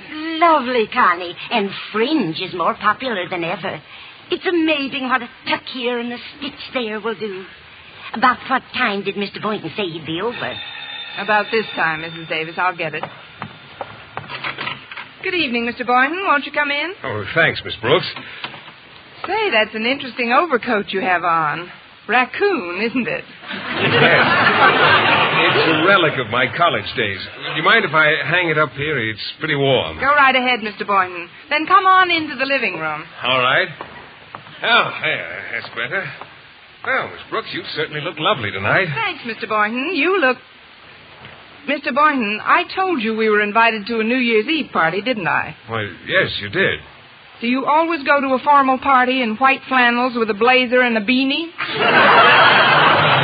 Formal, but you said you had to have some old clothes to get in. Some odd piece of wearing apparel is what you told me. Oh, great. I hope your sneakers are vulcanized. I don't understand, Miss Brooks. Just what kind of a party is this? It's a formal party, Mr. Boynton, but the price of admission is some old clothes to be shipped abroad. Oh, well, I don't know. I don't usually go to parties on New Year's Eve. You don't? Well, how do you like to spend the evening, Mr. Boynton? Well, I usually have an early dinner, then catch the first show at the movies and hit the sack about 10:30. What does your doctor say about such carrying on? Look, Mr. Boynton, I've already accepted for both of us, and... Wait a minute. I've got a dress suit that might fit you. Then we can bring the stuff you've got on as our admission. Just go into my room, Mr. Boynton, and take off those clothes. Oh, Miss Brooks, what in the You'll world... You'll find a suit of evening clothes right on the bed. Please slip them on. Mrs. Davis? Yes, Connie? Have you finished sewing Mr. Conklin's tail together? Just finishing now, Connie.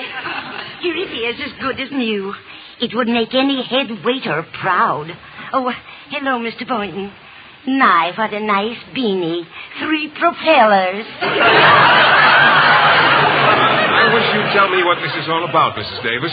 Well, you're going to an ideal source for information. Just take this suit and put it on, Mr. Boynton, please. Well, all right, Miss Brooks, but this is all highly irregular. Now, Mrs. Davis, let's go into your room. I want you to fix my hair in the back. I'm wearing it up, you know, and it's not quite high enough. My goodness, Connie, how high do you want it? High enough so that I'll have to stand on a chair to pull it down.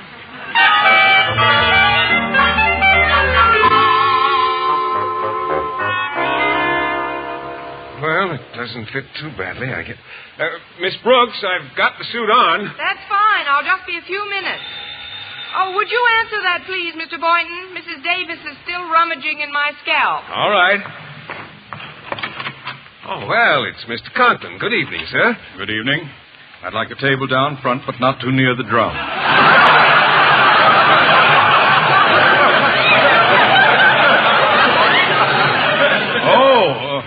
Oh, it's you, Boynton. Yes, sir. Won't you come in? No, I won't come in. Boynton, how did you... When did...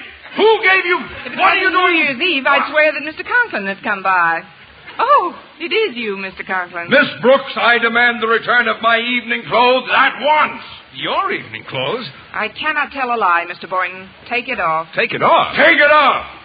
Well, don't just stand there, Mr. Conklin. Applaud a little.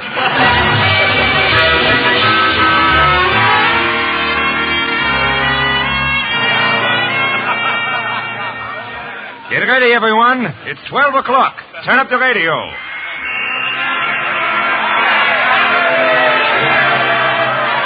Well, Miss Brooks, nice party, no? Oh, very nice, Mr. Monet. Ah, but it's midnight now. The band is playing Auld Lang Syne, and everyone should be kissing someone. Where's your Mr. Boynton? Oh, haven't you heard, Mr. Monet? He hit the sack at 10:30.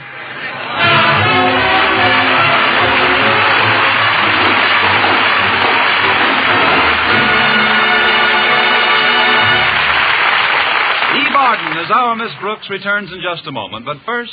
Dream girl, beautiful luster cream girl. Tonight, show him how much lovelier your hair can look after a Luster Cream shampoo. Only Luster Cream brings you Kay Daumit's magic formula blend of secret ingredients plus gentle lanolin. Gives loveliness lather even in hardest water. Glamorizes your hair as you wash it. Luster Cream, not a soap, not a liquid, but a dainty cream shampoo. Leaves hair fragrantly clean, free of loose dandruff, glistening with sheen. Soft, manageable, gives new beauty to all hairdos or permanents. 4-ounce jar, $1. Smaller sizes, either tubes or jars. Tonight, try Luster Cream shampoo and be a dream girl, beautiful luster cream girl. You owe your crowning glory to a luster cream shampoo. And now, once again, here is our Miss Brooks.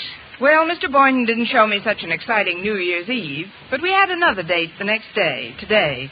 After spending the afternoon at the zoo, we came back to my house. Do you mind if I turn on the radio, Mr. Boynton? Oh, not at all, Miss Brooks, but I'm afraid I can't stay to listen to it. Why not? Well, actually, I didn't get into bed on New Year's Eve until 10 minutes of 11. I've got to catch up on my sleep. And so, as Philip Boynton faded slowly into the west, I bade him farewell in true Zulu fashion by saying Tunga Lunga Bimba Lakta, which means, how can you leave now? Jack Benny has switched over to CBS.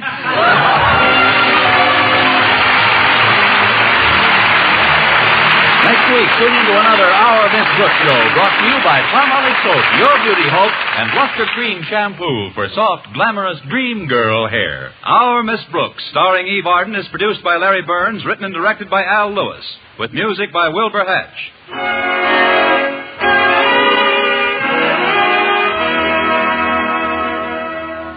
Men, do you shave with a lather or brushless shave cream?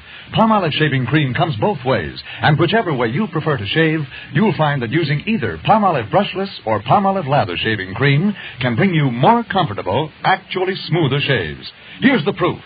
2,548 men tried the new Palmolive way to shave described on the tube. And no matter how they had shaved before, 3 out of every 4 got more comfortable, actually smoother shaves. Get Palmolive brushless or Palmolive lather shaving cream today.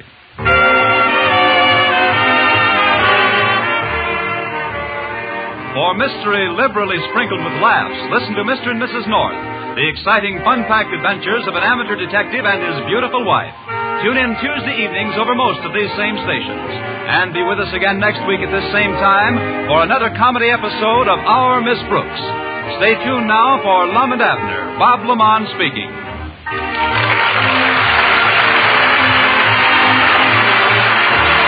This is CBS, the Columbia Broadcasting System.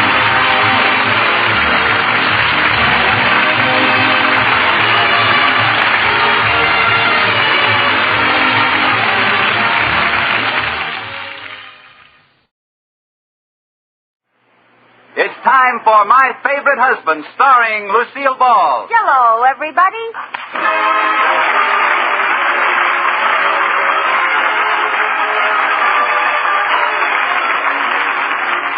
Yes, it's the Gay Family series starring Lucille Ball with Richard Denning. Brought to you by the Jell-O family of desserts. J-E-L-L. Oh, the big red letters stand for the Jell-O family. Oh, the big red letters stand for the Jell-O family. That's Jell-O. Yum, yum, yum. Jell-O pudding. Yum, yum, yum. Jell-O tapioca pudding. Yes, sirree. And now Lucille Ball with Richard Denning as Liz and Cooper. Two people who live together and like it.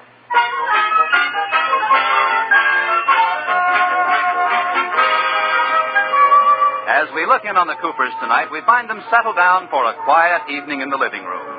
George is at the desk working on some bank papers, and Liz is busily scribbling in a notebook. Well, if I do say so myself, this is going to be a pretty good corporation setup for Curtis Plastics. Uh-huh. If Mr. Atterbury can snag this plastic account, we'll catch all the other banks in town unaware. Uh-huh. Well, listen to me, Liz. You didn't hear a word I said. Did too. Well, what did I say? Mr. Atterbury snagged the elastic in his underwear. No. He snagged it on Mr. Curtis's corporation. No. If I do a good job on this corporation setup, Mr. Atterbury can get Mr. Curtis to switch his plastic account to our bank. Ooh. Now do you understand? Yes. But what were they doing in their underwear? I will take the trouble of explaining once more, Liz. Don't enunciate at me, George Cooper. It's too bad you can't listen when I'm telling you something that might affect your whole future. Well, I'm writing something that might affect my whole future. What? New Year's resolution. Oh, by gosh, it is? Yes. Let's hear it. All right. Number 1, I promise to stop smoking cigars. Since when have you smoked cigars? Oh, these aren't my resolutions. They're yours. This should be interesting. Go ahead. Number 1, I promise to stop smoking cigars. Number 2, after I break number 1, I will not drop ashes on the living room floor. Yeah, that makes sense. Number 3, after I break number 2, I will clean the ashes off myself. All right. Number 4, I will not read the morning paper at the breakfast table. Well. Number 5, I will let Liz open charge accounts at every store in town. Sign here, George. Not so fast. You can just scratch out one of those resolutions. I knew I couldn't get away with it. Okay, George, you can read the paper at the breakfast table. Sign here. Just a minute. Let's hear the resolutions that you're making. Well, you know, it's a funny thing, George. What is it? I couldn't think of a single thing for me. Amazing. How about I, Liz Cooper, will keep within my budget this year? Oh, that's stale resolution. And how about I, Liz Cooper, will not hang my stockings in the bathroom this year? Oh, they're not in your way. Not much. Every time I go into the bathroom, I feel like I'm being attacked by a nylon octopus. Well, I have a resolution that'll solve that problem. What? I, George Cooper, will not go into the bathroom this year.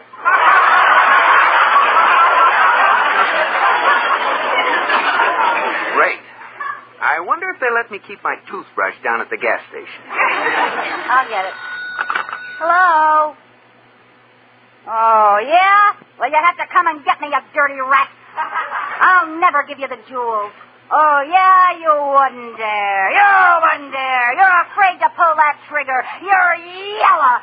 Oh, you got me. Now, what were you saying, George? Liz, have you lost your mind? Who was that? Dick Tracy. What? Oh, well, you know him as little Tommy Wood from next door. He got a Dick Tracy outfit for Christmas, and we've been playing cops and robbers ever since. Isn't that game a little advanced for you? Now, George, Tommy's lonesome. He doesn't have anybody to play with.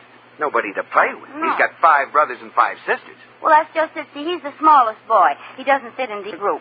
His sisters won't play Dick Tracy, and his brother always make him be Tess Trueheart. You mean Tess Tracy? He got married. My goodness.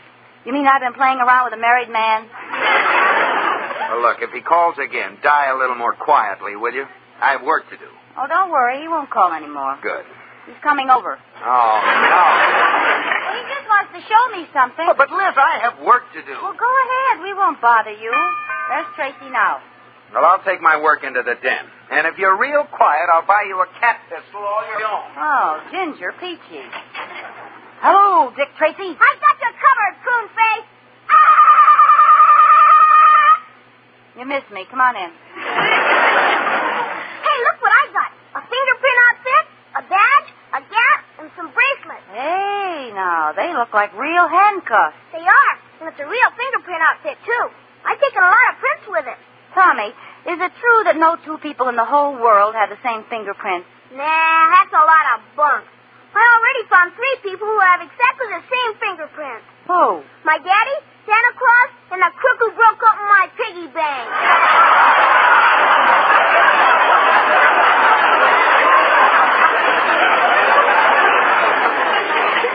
Well, you certainly exploded that theory, Tommy. I'm Dick Tracy again. Bang, bang! Now, wait a minute. Give me a chance to hide. Okay, I'll give you 10. 1, 2, 3, 5, 7, 10. Here I come, ready or not.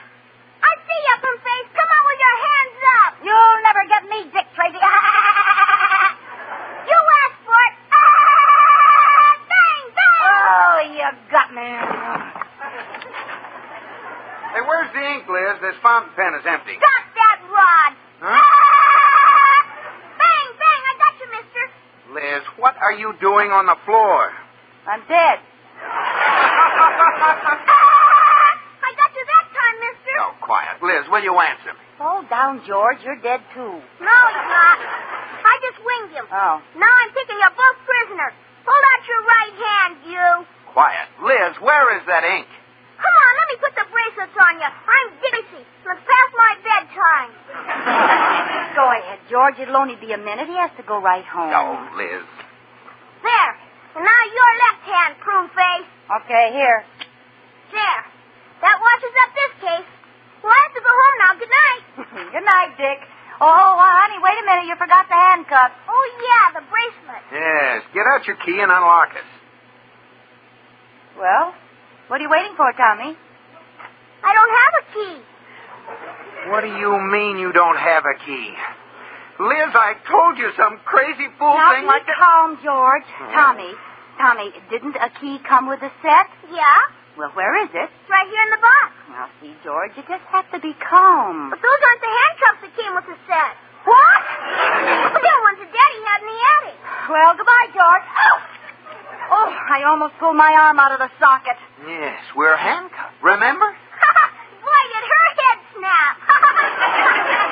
You little monster. Why didn't you tell us there wasn't any key to these handcuffs? You didn't ask me. Why, you little... Now, wait a minute. I'll just phone Mr. Wood and have him bring the key over. Well, what are you waiting for? Will you join me at the phone? I can't seem to make a move without you. Oh, no, come on. Now, you hold and I'll dial. Well, hurry up. Now, just relax.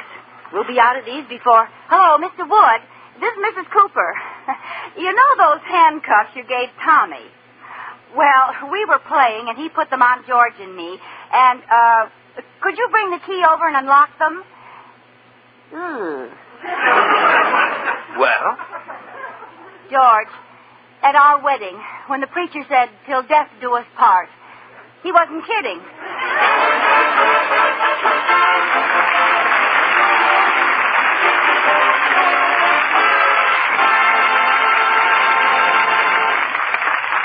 Well, you might say that Liz and George have become quite attached to each other. Wonder how they'll manage when it's time to eat. I wouldn't want either one of them to miss out on Jell-O, Especially if Katie serves this Harlequin compote for dessert. It's swell, made with sunshiny, fruit-rich lemon jello. Just dissolve lemon jello in 2 cups of hot water and fruit juices. When slightly thickened, fold in 1½ cups of diced canned fruits and a 1/4 cup of chopped maraschino cherries. Turn into a loaf pan and sprinkle with shredded coconut. It's a perfect holiday treat. Sparkling lemon jello, gay with colorful fruits. All 6 delicious jello flavors are rich with wonderful locked-in goodness. Strawberry, raspberry, cherry, orange, lemon, and lime. So look for those big red letters on the box. They spell Jello, a registered trademark of General Foods Corporation. J-E-L-L-O. And now back to Lucille Ball in My Favorite Husband.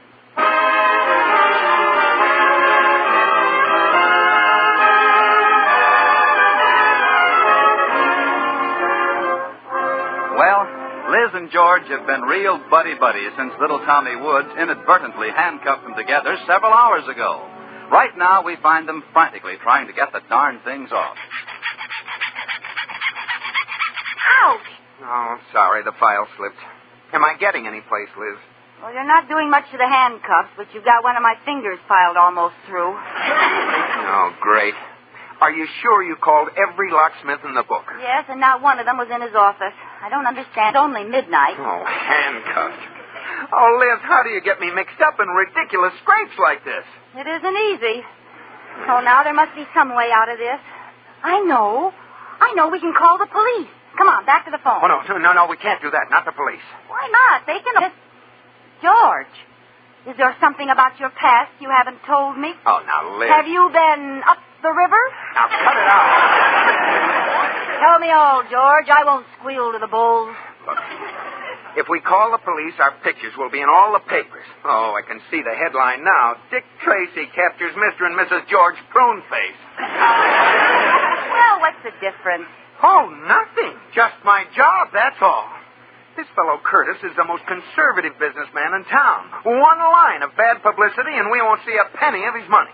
Well, then, let's face it, George. We can't get a locksmith until tomorrow morning, so we might just as well take off our clothes and go to bed. Yeah, and how are we going to get our clothes off? Huh? Well, we'll just have to stay dressed all night. Why, that's ridiculous. Here, I'll show you. Take your coat off left arm. Okay. There now. See? You get it down your right arm, and then up my left arm, and...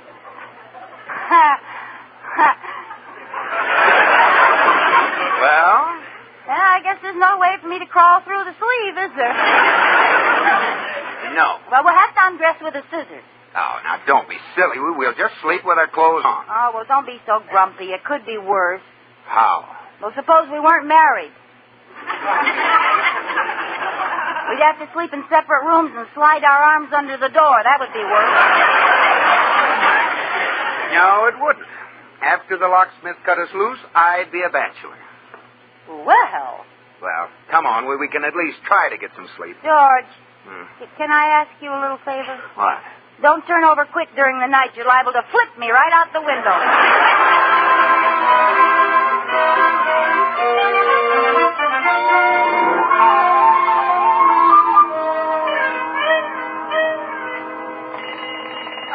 Oh, is it 8:30? 8:30? I'll be late to meet Atterbury. Why have you got all your clothes on? No. Oh, don't jump out of bed, George. We're still... Oh, sorry, honey. I forgot we were handcuffed. Are you hurt? No, my elbow always bends back like this. But this is no time for jokes. There's the phone, George. I'll get it if you'll step this way. Hello? Hello, Liz. This is Mr. Atterbury. Oh, Mr. Atterbury. Oh, you'll never believe what happened. No, don't tell him, Liz. Are you crazy? Hello? Let me speak to George boy, Liz girl. Oh, George? Oh, he's around here someplace. I'll call him. George! What did you do that for, Liz?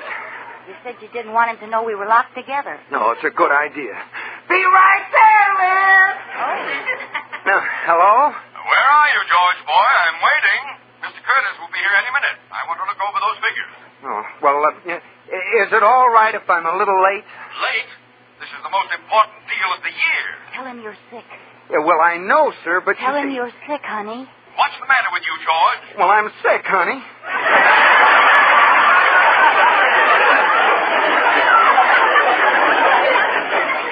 What?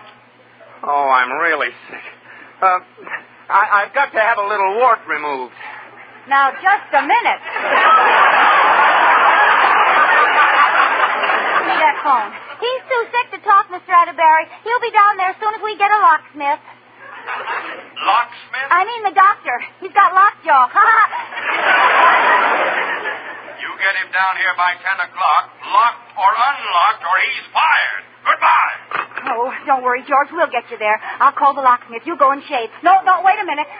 We'll phone first, and then we'll shave.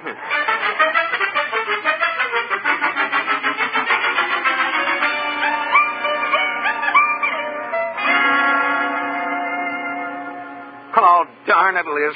What do you suppose is keeping that locksmith? I don't know, George. He said he was leaving right away. I wish he'd hurry. I've got an appointment at the beauty parlor in 20 minutes. Beauty parlor? I'm liable to lose my job, and you're worried about a shampoo. I'm not going for a shampoo. It's much more important than that. Well, forget it. Let's get out of these handcuffs. You can stem the black tide later.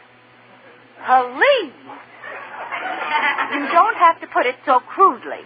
I prefer to think of it as bringing out the natural auburn highlights.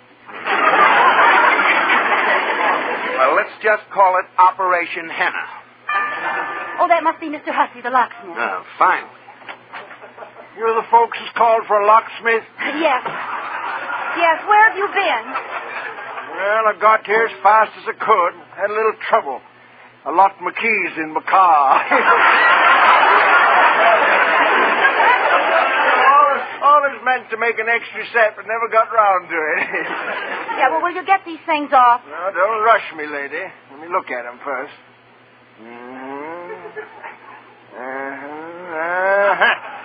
Just as I thought. What? They're locked, all right. No. Say, these are real old handcuffs. We've got our order in for the new model. Now, will you please get these off? Well, not so fast, sister. I'm supposed to start on a weekend hunting trip, and I put it off so as I can help you folks. So don't get sassy. Oh, she didn't mean anything, Mr. Hussey. Will you take them off, please? Well, now let me see. You know, I remember a pair almost identical to these. A couple of fellas come in with them on.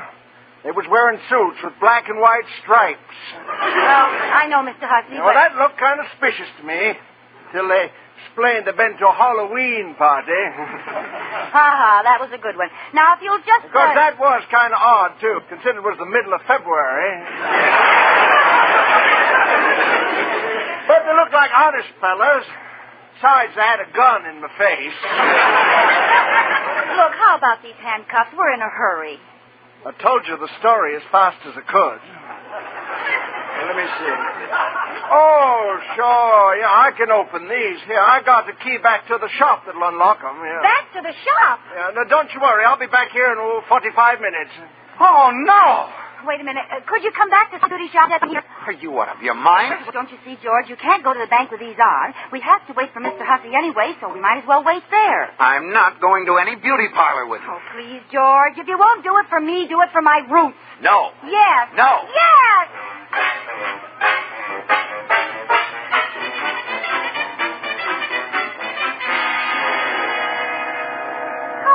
Cooper, you're late. I thought you'd never get here. Hello, Sally. Sally, this is my husband, George. How do you do? How do you do? Mrs. Atterbury's been looking for you, Mrs. Cooper. Oh, Iris, where is she? In the party room. Oh, I'll go in and say hello. Liz. Oh, I forgot. I'll see her on the way out. Yeah. Well, step in this booth, honey. Okay. Mr. Cooper, would you mind waiting outside? Well, he likes to stay close to me, Sally. We're inseparable. Oh, isn't that sweet? Yes. All right, you can stay. Sit down on that little stool, George, and read some of the movie magazines. Okay. Try to get one of the new ones. Sally, I just want to touch up a wave and a manicure. Read the magazine to me, George. Okay. Flash. Biograph Studios announces a new young starring team, Theta Berra and Rudolph Valentino. Oh, you did get one of the new ones. Get the phone, will you, Mr. Cooper? It's right by your side. Okay. Hello? Hello, Sally's Beauty Parlor. I'd like to... Is that you, George? No, this is Sally. What are you doing, George? Shh. It's Mr. Atterbury. It sounds like you, George. No, this is Sally. Well, look, Sally, why aren't you down here at the bank?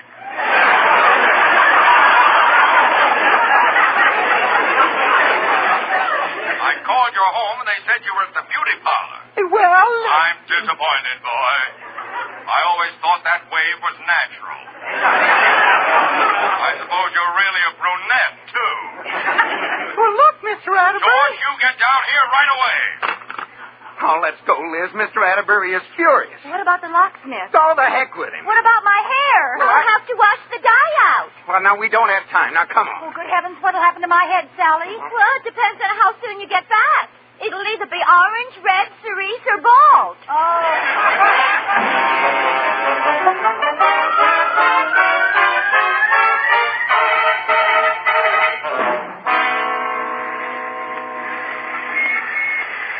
Oh, come on. We'll go in the side door. Oh, I hope we're not too late. George, there you are, you idiot. Where have you been? Oh, it's my fault, Mr. Atterbury. What are you doing here, Liz? You might not believe this, but look. Handcuffed. Oh, well, I'll explain later, Mr. Atterbury. Can't we tell Mr. Curtis Liz is my secretary? No, this is highly confidential. He wouldn't stand for having anyone else around. Now, we'll have to hide, Liz. Yes, but how? Well... You could put a shade on my head and pretend I'm a floor lamp. Oh. I could stretch out and open my mouth like a bearskin rug. That'll do, Liz. I know. Come into your office. Now then, Liz, get behind the sofa. Now, wait a minute. Hurry. George, you sit there with your arm draped nonchalantly over the back. Okay. Curtis won't be able to see Liz or the handcuffs. But it's all dusty back here. Well, you duck down and keep quiet. I'll go get Mr. Curtis. I'm going to sneeze. Well, sneeze and get it over with before they get here. I can't. Now, here they come. Stop holding my nose. Right in here, Miss Curtis. This is Mr. Cooper. Howdy, Mr. Cooper.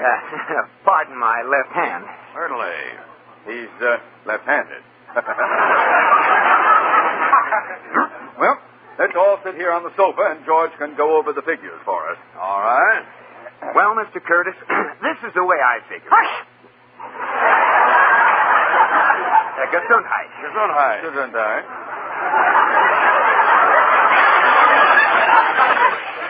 Who sneezed? I did. I did. Both of you? There we go again. Hey, speaking of sneezing, have you ever heard the story about the fan dancer with the cold? Well, now... it's a little spicy. But since we're all men here, I guess I can tell it. Well, just a minute. Seems there was this fan dancer, and one night, right in the middle of her dance, she sneezed. Wait, Mr. Curtis, don't tell her. But it's a Derby do. You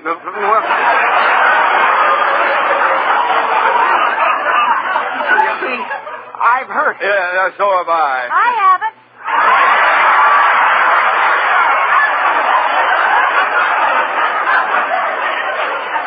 Who said that? Come on out, Liz. Well... Young lady, what's going on here? Oh, there you are. I've been looking all over town for you two. Hussy! Yeah, I got the key. Now, let me see them handcuffs. Handcuffs? Well, there you are. Free again. Oh, that feels better. Yeah, well, I got to rush now. I'm off on my hunting trip at last. See you when I get back. Bye. Give me my hat, Atterbury. Now, Mr. Curtis, we can explain this whole thing. There's no explaining necessary. Hiding women behind sofas. Vice President handcuffed. Some bank. Well, you might at least give us a chance to explain. What's there to explain? Two grown people who get themselves handcuffed together must be a couple of morons.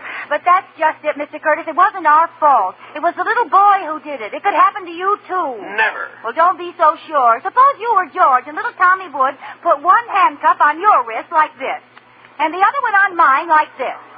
And it wasn't until then that you discovered there wasn't any Oh, what have you done? She's handcuffed herself to Mr. Curtis. That's what she's done. Well, at least I'll find out what happened to that fan dancer.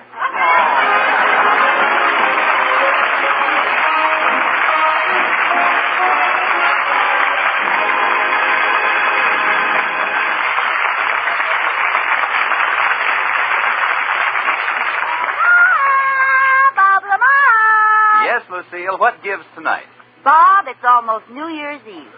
So you'll be old man time, and I'll be little baby 1950. A little baby music, Wilbur.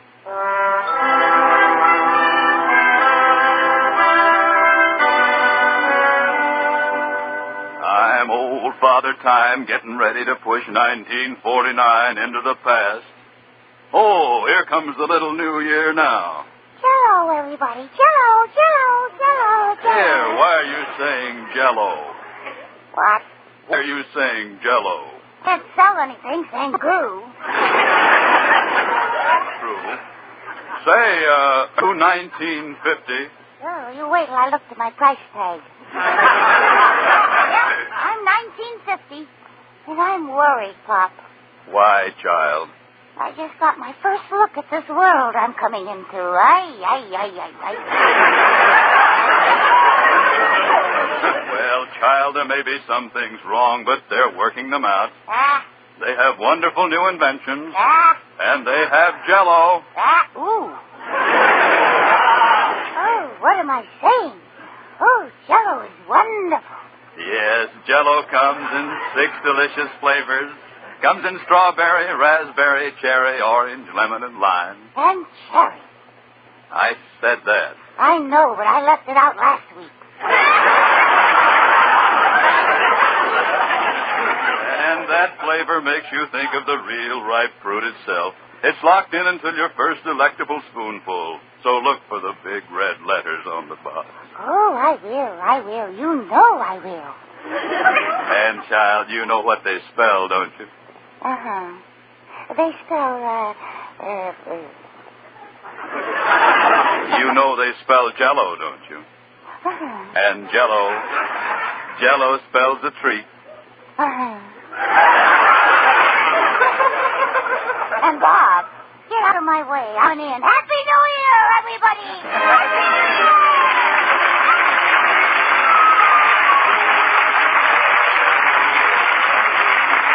You have been listening to My Favorite Husband, starring Lucille Ball with Richard Denning, and based on characters created by Isabel Scott Rohrig. Tonight's program was produced and directed by Jess Oppenheimer, who wrote the script with Madeline Pugh and Bob Carroll Jr. Original music was composed by Marlon Skiles and conducted by Wilbur Hatch. Be sure to listen to Lucille Ball and My Favorite Husband again next week, presented by J-E-L-L. Oh, the big red letters stand for the Jello family. Oh, the big red letters stand for the Jello family. That's Jello. Yum, yum, yum. Jello puddings. Yum, yum, yum. Jello tots. Feel the puddings, yes,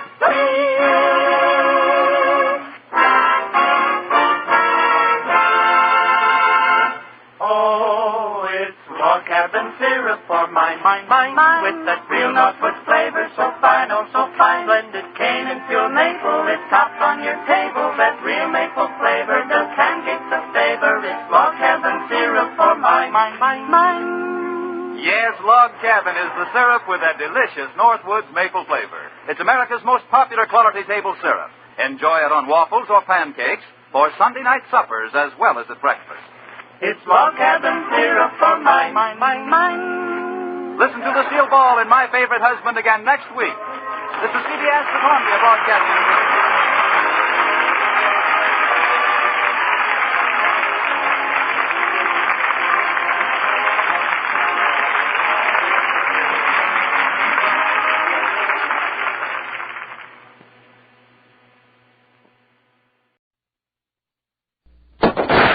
As gunshots echo across the wind-swept, snow-covered reaches of the wild Northwest, Quaker Puff Wheat and Quaker Puff Rice, the breakfast cereal shot from guns, presents the challenge of the Yukon.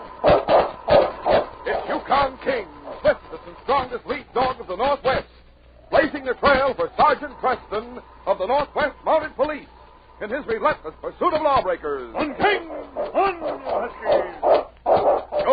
Gold discovered in the Yukon. A stampede to the Klondike in the wild race for riches. Back to the days of the gold rush. With Quaker Puffed Wheat and Quaker Puffed Rice, bringing you the adventures of Sergeant Preston and his wonder dog, Yukon King, as they meet the challenge of the Yukon.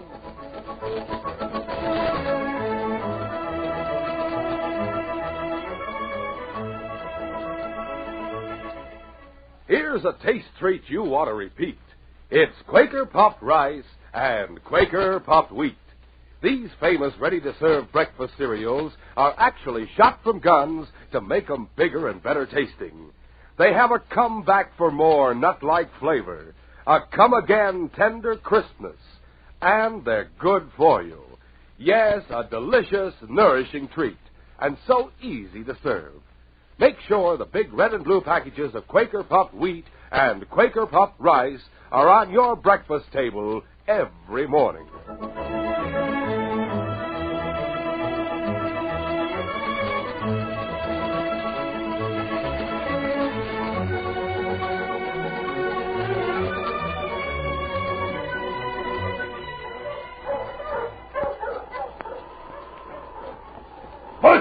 Push on!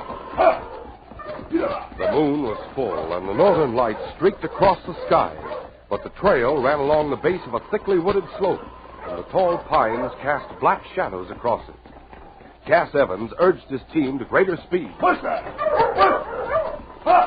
Suddenly, a shot rang out from far up the slope. Cass ran forward, jumped on the sled, and lay flat. Curse the boy! Run! Another shot kicked up the snow and back of the flying sled. And then another. The trail swung away from the hill and out of the shadows. Cass looked back. He could see nothing but a dark cabin huddled among the trees. No sign of a human being. He drove on toward Dawson.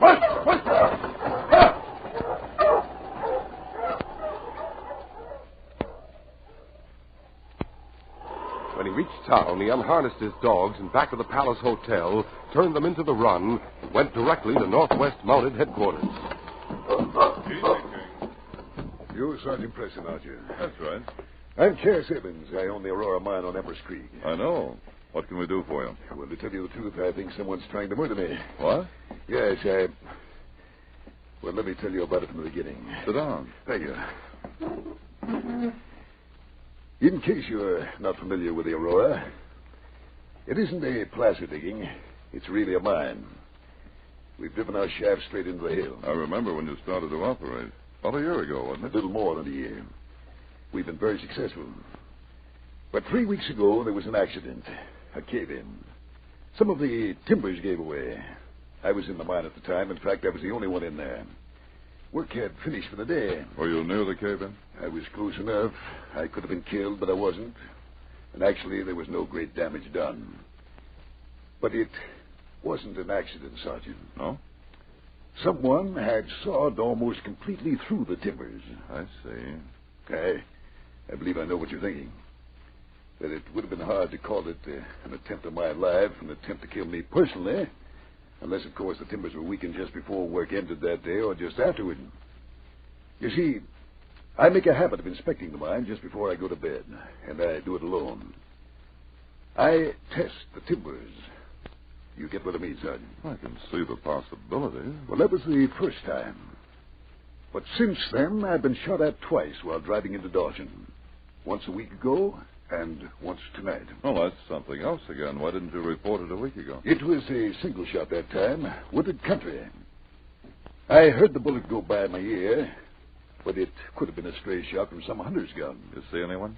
No, but there were 3 shots tonight. And it was at the same spot on the trail. A good spot for an ambush. You see, the trail's at the bottom of a wooded slope. There's only one cabin along that stretch. Did the shots come from the cabin? No. Go on. Well, there isn't much more to tell. Except that I found out who lives in that cabin. Yes? His name is Elliot. Tom Elliot, a prospector. Young, new up here. And here's the funny thing. This Tom Elliott was at the mine on the day of the cave-in. He asked my foreman for a job. Mike was going to take him on. He had dinner at the mess hall with the men. And then he told Mike he'd changed his mind. Do you know this Tom Elliott? I don't think so. And I didn't meet him at the mine. When one's dealing with murder, Cass, one tries to find a motive. I understand what you're driving at. And all I can tell you is that I have no recollection of knowing Tom Elliott during the past 11 years. The past 11 years? I don't remember anything. It's a strange thing, Sergeant. It certainly is. 11 years ago, a fisherman saw me thrown off a wharf in San Francisco Harbor. He pulled me out of the water. I had one bullet wound in my temple and one in my chest, and no memory of how I got them. And no memory of anything before that? A complete blank. What about your name? The initial C.E. on a handkerchief. I made up Cass Evans to fit them. Then you don't know who you are or where you came from? No, Sergeant. And during the past 11 years, you've never seen a familiar face you couldn't place that might be someone you knew before? No, Sergeant. Of course, I spent most of that time at sea or in China. Well, as C.E., you must have had enemies. Yes, someone who wanted to kill me at any rate. I've often wondered why. This Tom Elliott. Well, Mike says he's only about 25. 11 years ago, he'd only been 14. Elliott.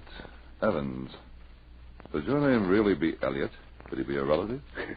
Mike says he doesn't look anything like me. Well, I think we ought to meet him and have a talk with him. How long are you going to be in town? Until late tomorrow afternoon, but I don't think you'll find Elliott at his cabin. It seems to be deserted. Who told you he lived there? Tex at Monte Carlo.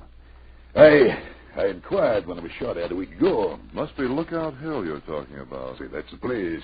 The cabin's set back among the trees, about, I should say, 100 feet up a slope. I'll take a run out there tonight. Drop around here in the morning. I may have Tom Elliott waiting for you. No, you understand, Sergeant, I'm not making any accusations. I understand. Still, there's enough circumstantial evidence against Elliott to justify our asking questions. I'll leave it in your hands. Good night, guys. Good night, Sergeant. Oh, just one more thing. When you asked Tex who lived in the cabin on Lookout Hill, did you tell him you'd been shot at? I haven't mentioned it to anyone but you, Sergeant. Good. Good night. Good night. The sergeant called in one of the constables to take charge of the office. Then he and King headed for the Monte Carlo. Tex was behind the bar. Howdy, Sergeant. Howdy, Tex. Well, what's on your mind, Sergeant? A prospector named Tom Elliott. What do you know about him? Well... Start with a description. You know, you're better than the police file sometimes, Tex. Well, it's good business to remember your customers. Tom is young, Sergeant. I'd say about 24 or 5. About 5'10", about 180 pounds, clean shaven. Got dark curly hair, dark eyes, almost black. I think his nose must have been broken once. It's just a little crooked. But he'd be good looking if it weren't for the lines around his eyes and the way his mouth turns down like this. Oh, tough. He tries to act tough. But when he laughs, you can't help but liking him. He don't laugh often. He lives in an old trapper's cabin on Lookout Hill. Say, why are you interested in Tom, Sergeant? Does it have anything to do with Cass Evans? Oh, that's an interesting question. What made you ask it? The way the kid talked about him when we heard about the cave-in at the Aurora. What did he say? There'd be good riddance if Cass had been killed. Did he give any reason for not liking Cass? Shut up like a clam when I asked him. How long has it been since you've seen him? It's over a week since he's been in. What would you say if I told you that Cass Evans had been shot? Tom did it? Where? How did it happen? Is Cass hurt bad? No, he hasn't been shot. But I take it you'd suspect Tom if anything happened to Cass. Well, from the way he talked and the way he looked, there was 100 proof hate in those black eyes of his. Did Tom talk about Cass to anyone but you? Well, the place was crowded. Always is. Lots of people must have heard him. Still... No, Sergeant, I'd find it awfully hard to believe that Tom could shoot Cass in cold blood, no matter how much he hates him.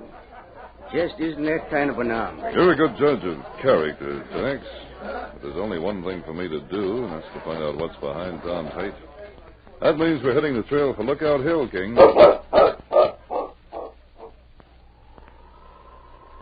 It was long after midnight when the sergeant reached the cabin on Lookout Hill. The sergeant and King started up the hill. Cass was wrong about the place being deserted, boy. Light in the window and dogs out and back. Of course, there may not have been anyone in the cabin when he drove by. Since the shots didn't come from the cabin, it's understandable, I think. Well, we'll see.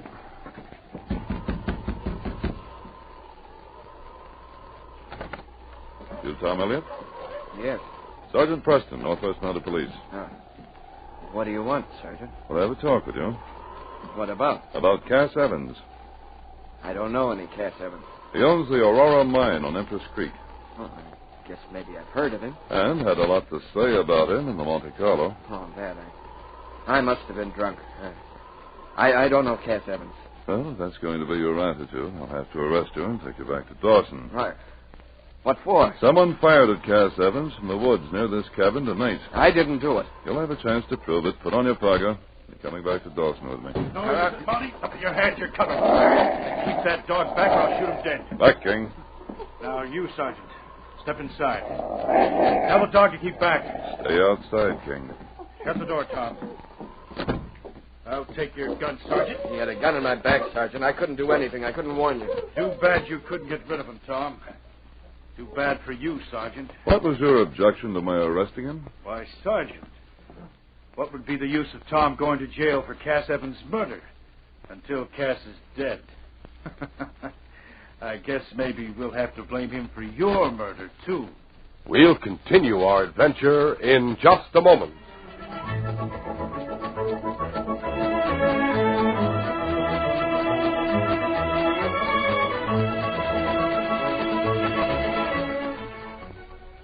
Say, fellas and girls, it won't be long now. I mean until the new year, 1950, is here. Well, I am here. Great Scott, where did you come from? Well, I guess I shouldn't really be here yet. Why, you're a baby. Gosh, you haven't got any clothes on. That is, hardly. I mean, except for that big ribbon you're wearing. Well, see what it says on it? Sure do. It says 1950. That's right. That's who I am. Oh, so you're the new baby New Year. Right. Well, you're a good day and some hours early, aren't you? Well, I was just checking up. Oh? On New Year's resolutions. Made any? Me? Oh, you bet. And I was about to tell all the fellows and girls about a resolution everyone ought to make. Well, what's that? It's to eat a good, nourishing breakfast every morning the year round. Well, that's a swell idea. And so easy to keep, too. Especially if you include big heaping bowlfuls of swell-tasting Quaker popped wheat or Quaker popped rice with milk or cream and topped with fruit. Oh, sounds good. Oh, it is. Quaker popped wheat and Quaker popped rice are shot from guns to make them crisp and tender. Yes, these king-size premium grains are actually exploded up to 8 times normal size to make them bigger and better tasting. And what's more important, too, both delicious kinds furnish added food values of restored natural grain amounts of vitamin B1, niacin, and iron. You mean they're good for you? You bet. And for variety, you can eat Quaker popped wheat one day, Quaker popped rice the next. Boy, I can hardly wait. 1950 is going to see me trying them. And fellas and girls, don't you be missing out. In 1950, eat Quaker popped rice and Quaker popped wheat. The ready-to-serve breakfast cereals shot from guns. Ask Mom to start the new year off with a breakfast treat that can't be beat. Get next to those big red and blue packages of Quaker popped rice and Quaker popped wheat.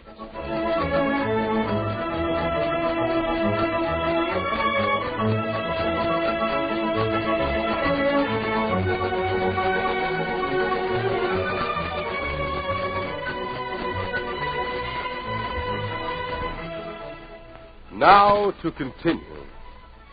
The hard-featured, black-bearded man who held a gun on the sergeant ordered him and Tom Elliott to sit down on the cot in the corner of the one-room cabin.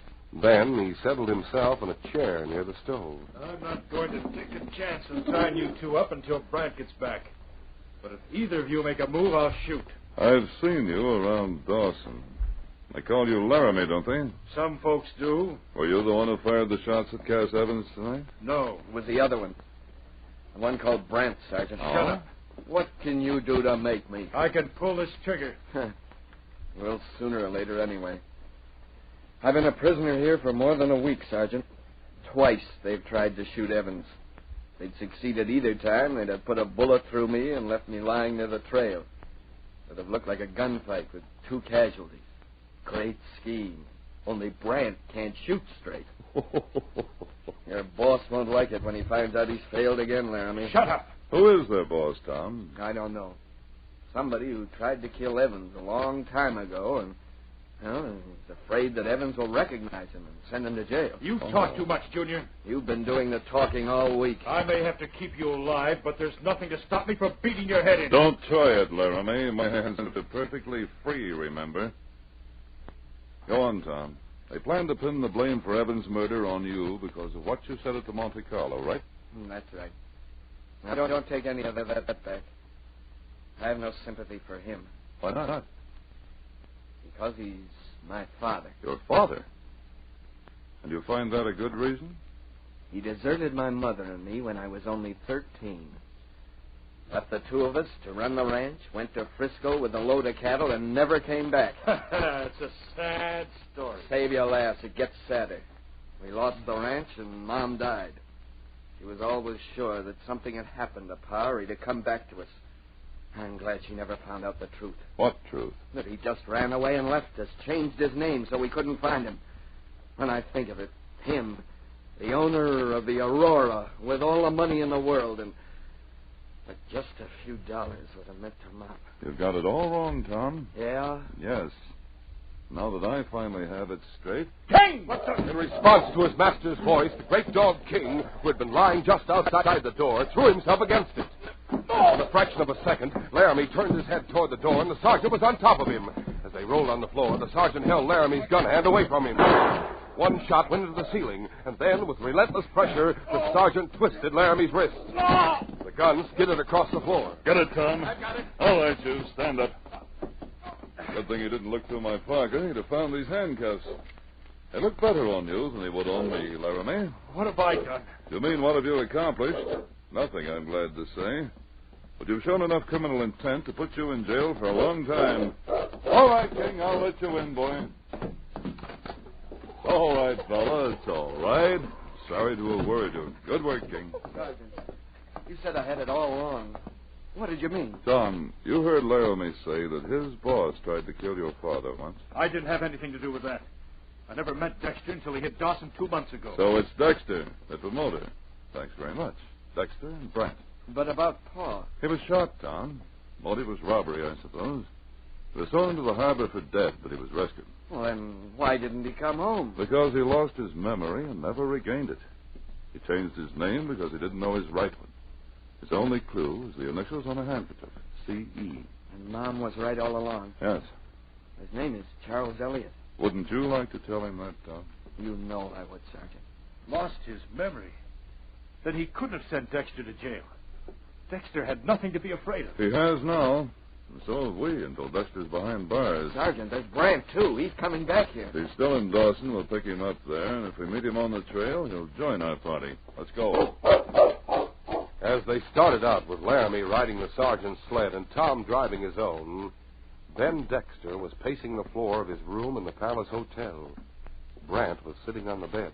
All the stupid, blundering fool. I told you how it was. I thought I hit him with my first shot. Ah, you thought. He dropped on his sled. Never mind. You were promised $10,000 to kill a man, and you missed. You got away. It won't happen again. No, because the next time I'll see the job is done right. What's more to be done tonight? Here? In the hotel? Now, listen. Do you know his dogs? I oughta. I saw him often enough when I was working up at the mine. Can you pick him out of the run in back of the hotel? Sure. You know his sled? Yeah. Then go downstairs, the back way. Get his team harnessed. Right away. Wait, that isn't all. After you finish harnessing the team, walk around to the front of the hotel and into the lobby. Yeah? Now ask the clerk what room he's in. Say that you have an important message for him that must be delivered in person. I got you. When you got the number of the room, climb the stairs to the second floor. Wait there for a few minutes. Then go back to the clerk. Tell him that he must be out. He didn't answer your knock. Yeah, but the key of the room, if the clerk doesn't have his key... A man doesn't always turn his key in at the desk. Now, look, the clerk won't pay too much attention. He'll be half asleep at this hour. Now, do you understand? Yeah. I say he didn't answer my knock. So you leave the hotel by the front way. Go round in back. Use the back stairs and come up here. Oh, I got you. Then you and That's me... all you have to do. Come back here after you're finished, and I'll take charge. Right, boss. Brant followed Dexter's instructions, but it was nearly half an hour later when he returned to the room. Well? All set. Been gone long enough. Oh, I had a little trouble finding the sled, and then the dog started to bark. I beat them good, and they shut up. Anyone see him? No. All right. What's the number of his room? 210. Just below this one. Good. Now, when he opens the door, I want you to hit him once with the butt of your gun behind the ear. Knock him out, but don't crack his skull. Okay. I'll put this lamp out. Come on.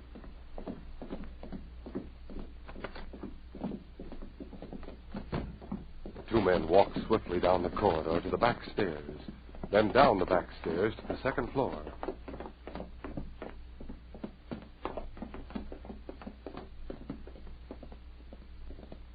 Now they walked slowly, very softly. Ben struck a match. This is it. Yeah. Don't want to knock too loud, but I've still got to wake him up. A message, Mr. Evans. It's important.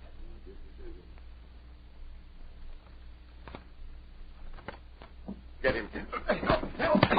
I said hit him. I wanted to make sure. Come on, inside the room. Now, we tie him, dress him, and gag him, and take him out to Lookout Hill, where you can try to put a bullet in him, this time at close range. When the sergeant, Tom, and Laramie reached Dawson, their first stop was at the Northwest Mounted Headquarters, where Laramie was locked up. Then the sergeant and Tom drove on to the Palace Hotel.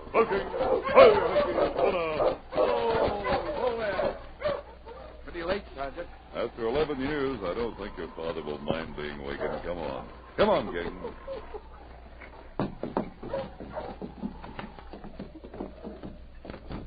As usual, Johnny's sound asleep. Wake up, Johnny. Huh? Oh, Sergeant. I must have dozed off a little. Just a little. What room's Cass Evans in? 210. Thanks. Oh, but say, he isn't in. At this hour? What? Oh, it's practically morning, isn't it? When to go out? Well, I didn't see him go out. And you probably didn't see him come in. No, I mean, this was only about 15 minutes ago. A fella came in and asked for him. I told him 210, and he went up. In a few minutes, he came down again, said he'd knock on the door, and no one answered. Someone asked for him this time of night.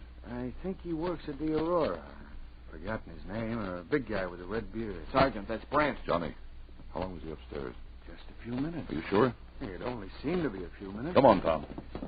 The sergeant, Tom, and King ran up the stairs. There was a hanging oil lamp at either end of the corridor. Halfway down it, the sergeant could see the dim forms of two men. They were carrying another man. Sergeant, there's Brant now. Somebody's coming. Get out of here fast. The back way. Ben Dexter shot out the lamp over the back stairs. He and Brant dropped Cass and ran for the end of the corridor. The sergeant ran after him. He leaped over Evans' still form and caught Brant just as he reached the stairway. Come here, you. He grabbed the shoulder of his partner and whirled him around. His right crashed into the red-bearded jaw, and Brant staggered back against the wall. His hand went for his gun. The left knocked him down. The sergeant jerked Brant's gun from its holster. Watch him, King. The sergeant ran to the end of the corridor and opened the window. In a second, he climbed through and dropped to the ground near the rear door of the hotel. As he scrambled to his feet, Ben Dexter came through the door holding a gun. Preston charged from the side. Hey, what the... Ben turned, but too late to swing the gun around. The hard impact of Preston's charge jolted the gun from his hand. Ben tried to turn back into the hotel, but the Mountie grabbed his left wrist and twisted his arm behind his back. You've gone far enough, Dexter. You're under arrest in the name of the Queen. Dexter and Brant joined Laramie in jail that night, and Tom's father was taken to the hospital. He had a slight concussion, and it was morning before he opened his eyes. He saw the sergeant, King, and Tom standing beside his bed. Sergeant Preston. Hello, Charlie. Charlie. That is my name, isn't it? You remember? Yes. My head. Something's happened to my head. You were hit and hit hard, but it seems to have brought back your memory. I know. I'm not Cass Evans. I'm Charlie Elliott. Do you remember your son? My son. Hello, Paul. Tom. It's been so long. You were only a boy, and now you've come up here to... No, Charlie, you're wrong. Tom had nothing to do with those attempts on your life. There's a man named Dexter who was trying to kill you. You remember him? Remember Dexter? Dexter. After I'd sold the cattle, the man who robbed me, the man who shot me. Easy, Paul. Yes, Charlie, there's no need to get excited. We know all about it. Dexter's in jail, and so are the two men who were working with him. They'll stay there for the rest of their life. All you have to do is rest easy. But, Tom, there are so many questions. You can wait. You'll have a long time to get acquainted with your son. I'll be right here, Paul. Come on, King. The case is closed.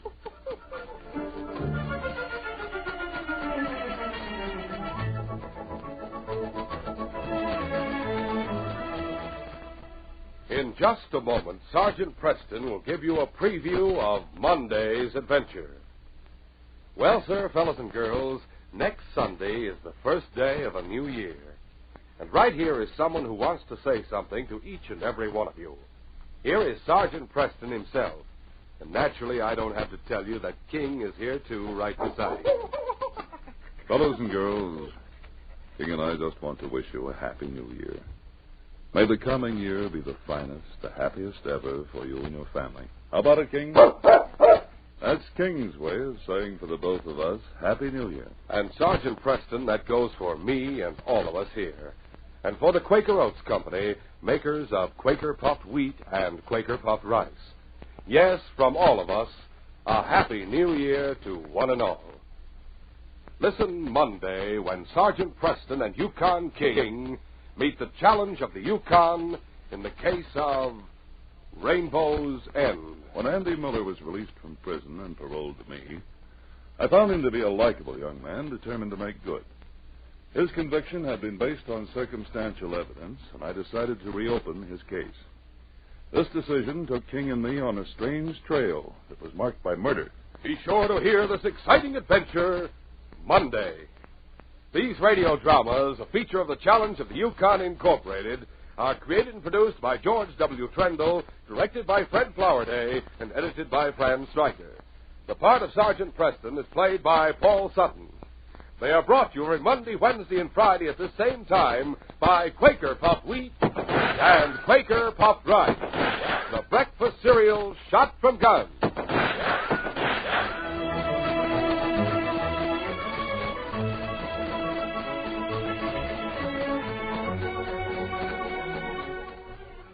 For a delicious hot breakfast, eat Quaker Oats.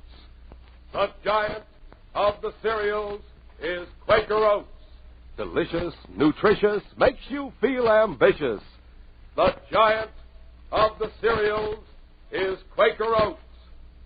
Say, boys and girls, do you want to be a star someday in sports and activities? Then start on good Quaker Oats breakfast tomorrow. Because nourishing oatmeal gives you more growth and endurance than any other whole grain cereal.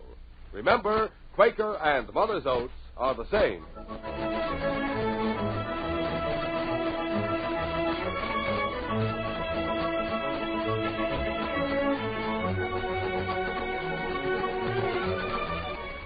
This is J. Michael wishing you goodbye, good luck, and good health from Quaker Puffed Wheat and Quaker Puffed Rice.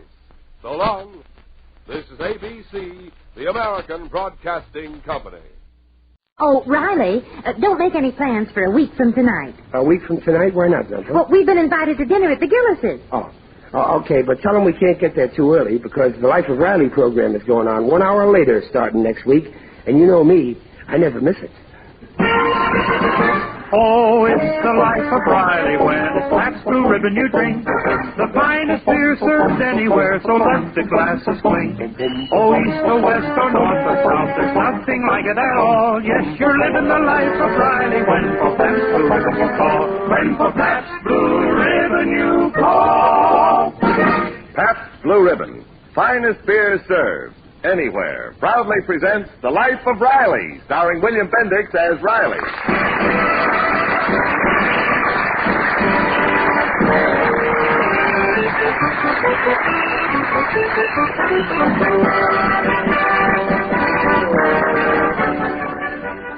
Well, Christmas has come and gone, and the Rileys had barely settled down into their normal routine when the approach of the New Year's Eve brought with it new problems.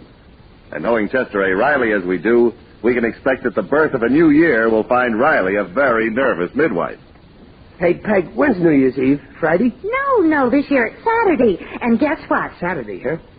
Say, Dumplin', this New Year's Eve, let's not go out. Let's just spend a quiet evening home for a change, huh? For a change? You haven't taken me out on a New Year's Eve in 10 years. I have so. What about last year? I blew you to a 7-course dinner, didn't I? Christie's 89-cent special. And afterwards, we had a very entertaining time down on Pershing Square. Standing on a street corner watching the police arrest jaywalkers is not my idea of entertainment. Well, you're very hard to please. Anyway, this New Year's Eve... This New Year's Eve, we're going to a party. The Morrises invited us. It'll be a real nice affair. Oh, do we have to go? That Hobart Morris is our landlord, and I always got to watch how I insult him. But we'll still have fun. I don't understand you, Riley. Everybody celebrates New Year's Eve. Well, I got nothing against celebrating, but that's for youngsters. Hi, Clarence. Yeah, a girl like Babs, it's different. But when a woman gets to be your age, Peg... What do you mean, my age? Well, 40-ish. 40? Listen, I'm 36, and don't you forget it. How can I? You've been reminding me for the last 3 years. Well, what's all the high-pitched conversation? Oh, your father. As usual, he doesn't want to take me out New Year's Eve. Oh, why not, Daddy? Oh, these New Year's Eve parties are so dull. Just a lot of noise. Everybody waits around for 12 o'clock. Then you sing Old Lang Syne, throw confetti, kiss your wife, and go home. Well, it's fun. But we can have the same fun right here at home. New Year's Eve, wake me up at 12 o'clock. I'll whistle Old Lang Syne, throw a fistful of confetti in your face, kiss you, then I'll roll over and go back to sleep.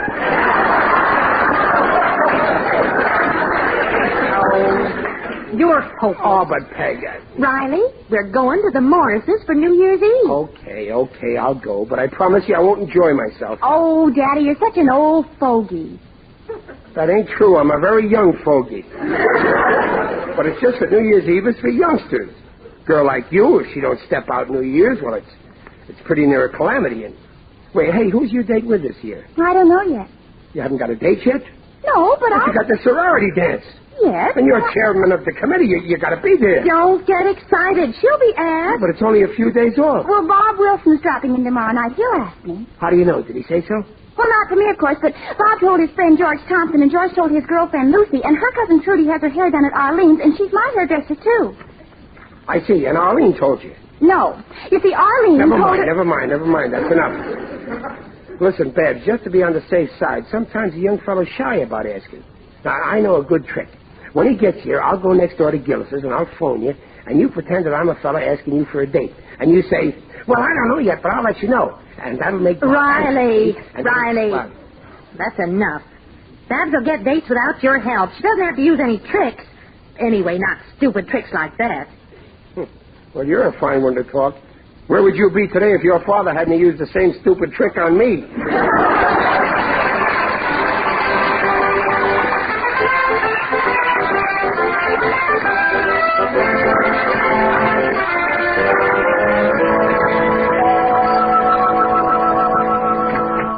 Hi, Junior. Oh, hi, Pop. Your mother home? No, she went over to Mrs. Gillis's.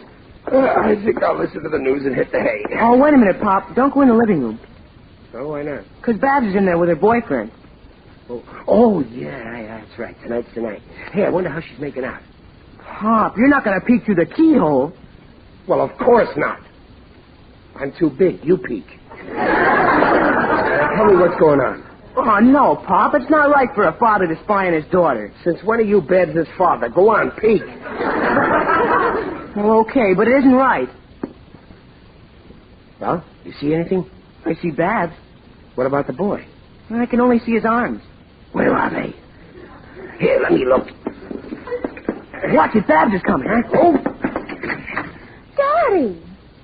Oh, hello, Babs. Well, what are you doing on your knees? Okay, Junior, shoot a nickel. Daddy, you were listening. Did he ask you yet, Babs? He will. He didn't ask you? Don't worry, he will, I tell you. Let me go next door and call you up. That'll cinch you. Oh, Daddy, now please don't interfere. I've got to make some coffee for Bob.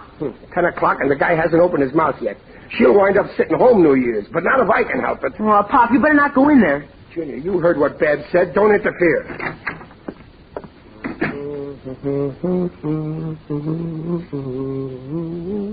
Oh, good evening, sir. Oh, I didn't know anybody was here. Good evening. I'm Bob Wilson. I'm Babs' father. Oh, Babs has told me a lot about you.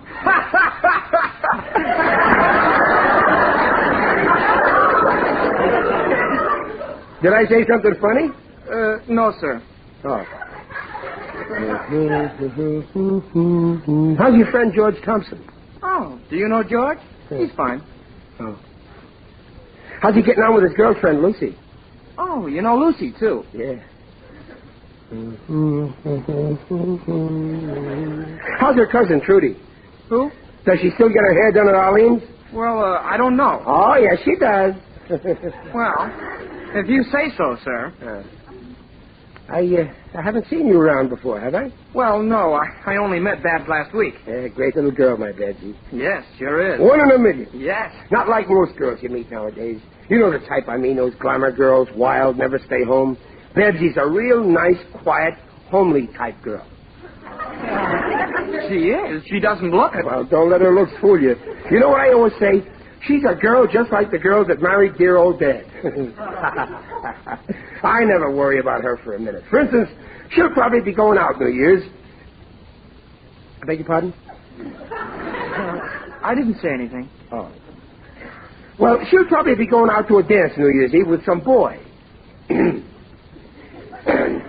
Well, like I was saying, on New Year's Eve, I won't be going through what other fathers go through. You know, pacing up and down the floor, looking at the clock, running up the Mulholland Drive with a flashlight. No, I don't worry about my little Babs. Why should I? She don't smoke, she don't drink, she don't neck. And 12 o'clock sharp, she'll be sound asleep in her bed. That's the kind of a girl she is. You can't go wrong with Babs. Oh, Beth. I'm sorry to keep you waiting. Oh, Daddy, are you in here? Yeah, I was just chatting with Bob here. Well, I guess I'll be running along. So long, Bob. Well, I've got to be running, too. So long, Babs. Oh, but I just made coffee. Oh, I'm sorry, Babs. I didn't realize it was so late. You see, I have an appointment. Well, I'll be seeing you. Good night.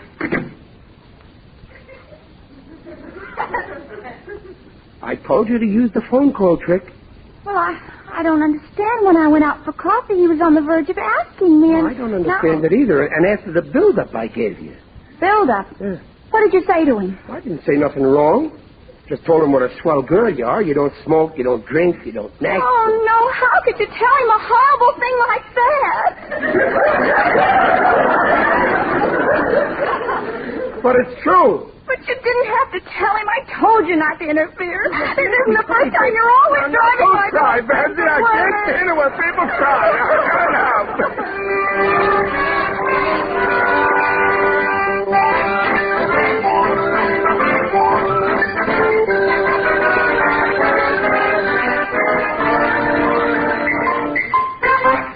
Mother, you've just got to keep Daddy out of the living room. Don't worry. I'll get him out of the house the minute he comes home. This is my last chance. If Monroe doesn't take me, I don't know what I'll do. Oh, I like Bob better. So do I, but what can I do? Well, Monroe's not bad looking. No, but he's so prim and proper. Sometimes he acts like an old maid. He does look a little prissy. I think he's scared of girls. Well, you better go back in the living room, dear. You shouldn't leave him alone. Oh, he doesn't mind. He brought a book along with him, in Greek. Now, Mother, you'll see that Daddy doesn't start anything. I'll handle your father. Now, run along, dear. Oh, thanks, Mother. Junior? Yes, Mom? Oh, Junior, when your father gets home, don't say anything about Monroe being here. Okay, Chief, I got you. Hey! Hey! In the kitchen, Ronnie. Oh, I'm sorry I'm late for supper. Oh, that's all right, dear. We're going out for supper. What's the idea? Today ain't Mother's Day. Come on. All right, don't push me. I'll go. Hey, wait a minute. Who's in there? Nobody. Well, don't tell me. I hear voices. Oh, that. It's only Babs and a boyfriend. Bob, he came back? No, he didn't. You saw to that. It's another boy. Oh. Oh, so that's why you're trying to get rid of me. You're afraid I'll mess up everything. Well, what did you do last night? Now, don't start that again. We went all through that. I admitted I was wrong. Guess I just don't understand the younger generation. But I won't make the same mistake again. You won't get a chance to. Now, let's go. All right. Fine thing, a guy gets shoved out of his own house. Anybody can make a mistake, ain't that right, Junior? I guess so. After all, I'm only human, ain't I? I guess so. You guess so? What kind of an answer is that? When I ask a question, I want a straight answer, yes or no? No. Well, that's better. Wait a minute, no. Oh, come on. Oh, Riley, where's your tie? What do I need a tie for? It ain't Sunday. Well, I'm not going into a restaurant with you looking like a hobo. Now go back and get one. We'll wait here. Okay. And don't bother Babs. My own wife calls me a hobo. Too polite to call me a bum. She didn't call me a bum before we were married, when I really was a bum. Oh, good evening, sir. I'm Monroe Mayberry. I'm Babs' father. Oh? Barbara's told me a lot about you. Something I can get you? No, thanks. I just wanted my glasses. Well, you got them on. You see them in front of your eyes. I want my reading glasses. They're in my coat here in the hall closet. Oh, dear. Something fell. Oh, that's all right. I'll get it. Oh, it's only my tuxedo. My wife took it out of mothballs. We're stepping out this New Year's. Nothing like stepping out New Year's. I beg your pardon? I didn't say anything. Oh, we're a great family for stepping out, especially my Betsy. Now, there's a gal who likes to step out and paint the town red. Really, sir? That's odd. Barbara always struck me as being rather on the quiet side. More or less the intellectual type. Betsy? Intellectual? Why, she hasn't got a brain in her head. She couldn't even read till she was 13. Now, all she cares about is dancing and going to parties. She'll dance you right off your feet. A real live wire. I don't know where that girl gets her energy. She can keep going till all hours of the night. Many's the time when I'm leaving for work in the morning, I meet her coming home. That's the kind of a girl my Betsy is. Really? I didn't realize. Yeah. Monroe, did you find your Why, Daddy, I thought you'd gone. No, I just came back to get a tie. Here's one. Well, I'll be running along now. Oh, Monroe, why are you putting on your coat? Well, I've got to be going, too. I'm terribly sorry, but I just remembered I have an appointment. Well, now, wait, Monroe. I really have to go. No, but... Good night. Daddy, you did it again. No, I didn't say anything wrong. I gave you a big build-up. I told him you were a real glamour girl. But Monroe can't stand that kind of girl. Oh? Well, I thought... Oh, you've ruined everything. That was my last chance. Now I'll never get a date for the dance. But, Babsy... Was that Monroe who just ran down the street? Well, Babsy, what's wrong, dear? Oh, Mother, he did it again. Oh, Riley. You make me so mad I could... Now, wait a minute, Peg. Don't you hit me. If you hit me, I'll... You what? Okay, hit me. Why did you have to interfere? Now, don't cry, Babsy. I've got to be at that dance. Can't you go alone? No, I've got to have an escort. Well, I know what. I'll be your escort. I'd rather go alone. Well, maybe you better. I got to take your mother to the Morris's party. I'd rather go alone, too. What a revolting development this is.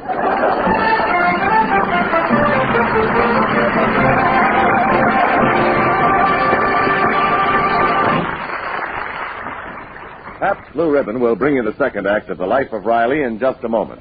And remember, folks, The Life of Riley will come to you 1 hour later, beginning next Friday, January 6th. Remember, next week, 1 hour later. You know, any Pabst Blue Ribbon fan who travels a great deal will talk this way about his favorite beer. I bought a bottle of Pabst Blue Ribbon in Minneapolis, and it tasted just like it always does at home. Had a couple of bottles on the train. Again, that delicious Blue Ribbon taste. Yes, sir, that's one reason I've settled down to Pabst Blue Ribbon. it always tastes exactly the same. Finest beer served. Anywhere. Now, there's a mighty good reason why Pabst Blue Ribbon is so dependable.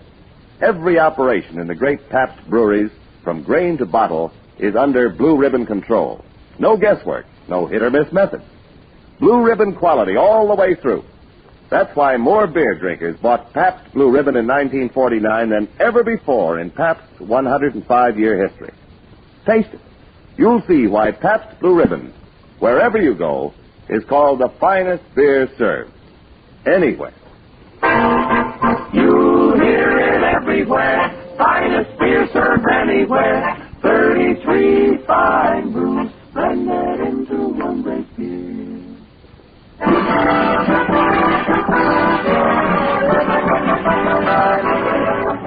And now back to The Life of Riley, starring William Bendix as Riley with Paula Winslow and John Brown. But Bev said she'd rather go alone. Nothing doing. She can't go alone to a New Year's Eve dance. But she's got to be there. I just won't go without an escort. Then let me be your escort. I won't go to a school dance with my father. Nobody will know I'm your father. They'll think I'm a college boy. I'll get a cool haircut. What do you use for hair? All right, then they'll think I'm one of your professors. What do you use for brains? All right, if they want to know who I am, you tell them I'm one of them GI students. They won't believe that either. Tell them I'm from the First World War. Now, look, Bev, you just got to go to that dance. You're on the committee. I know, but Oh, well, I suppose I'll have to. All right, you can take it. Well, glad that's settled. It is. Well, what about me? You expect me to go to the Morrises alone? Well, of course not. You just won't go. Well, I'm glad that's settled. Now, just a minute. I'm not going to stay home alone on New Year's Eve. Okay, I'll get somebody to escort you, and I'll join you later. How about going with my friend Gillis? No, thank you. No, I don't blame you. I wouldn't go with him either. Let's see, there must be somebody that... I know. Huh? The Morrises said something about inviting Sidney Monahan. I'll ask him to pick me up. Well, I'm glad that's settled. Now, just a minute. Nothing's settled. You ain't going with Monahan. Why not? He's taken me out before. Well, that was when you were single. Oh, don't tell me you're still jealous of Sidney. No, I ain't jealous, but I'll pick your escorts. If you like Sidney so much, you should have married him. Don't think he didn't ask me. Okay, but you married me, and that's your hard luck.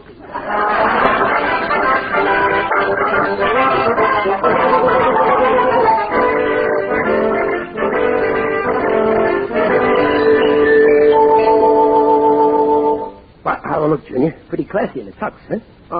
Isn't it a little tight, Pop? Yeah, it's a perfect fit. Look.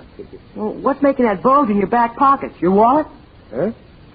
Oh, no, that's me. Well, I'm all set except for this bow tie. Hey, you know how to make a bow tie? Junior? No, Pop. Gee, the smog smells bad tonight. There's no smog tonight. Well, I smell something. That's me, too. I'm trying out a new hair tonic. Babs! Oh, what is it, Daddy? Babs, can you tie a bow tie? Oh, no, I don't know how. Oh, Junior, shut the window. That smog's really horrible tonight. That's not smog. That's Pop. That's my new hair tonic. Daddy, must you? Yeah, you better hurry up and get ready, Babs. I called a taxi. Well, I'll be ready. I gotta get this tie made. Peg! Peg! What is it, Riley? Where are you? In the kitchen. You should be getting dressed. What are you doing in the kitchen? I thought I smelled gas.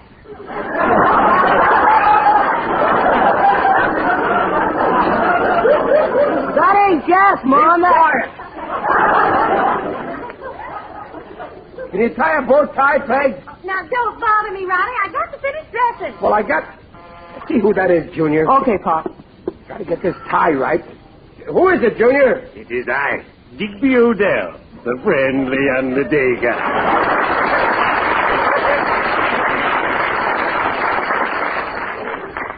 Say, Digger, do you know how to make one of these awful bow ties? Oh, indeed I do. Yeah? Let me see now. Right over left. No. Left over right. No. What's wrong? Maybe you'd better lie down.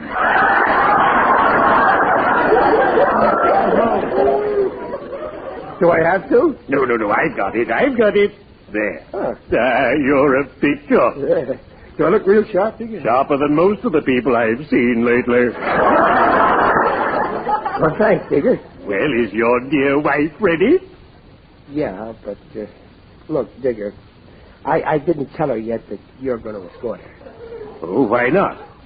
Well, no offense intended, but, well, I was afraid that she might not want to go with you.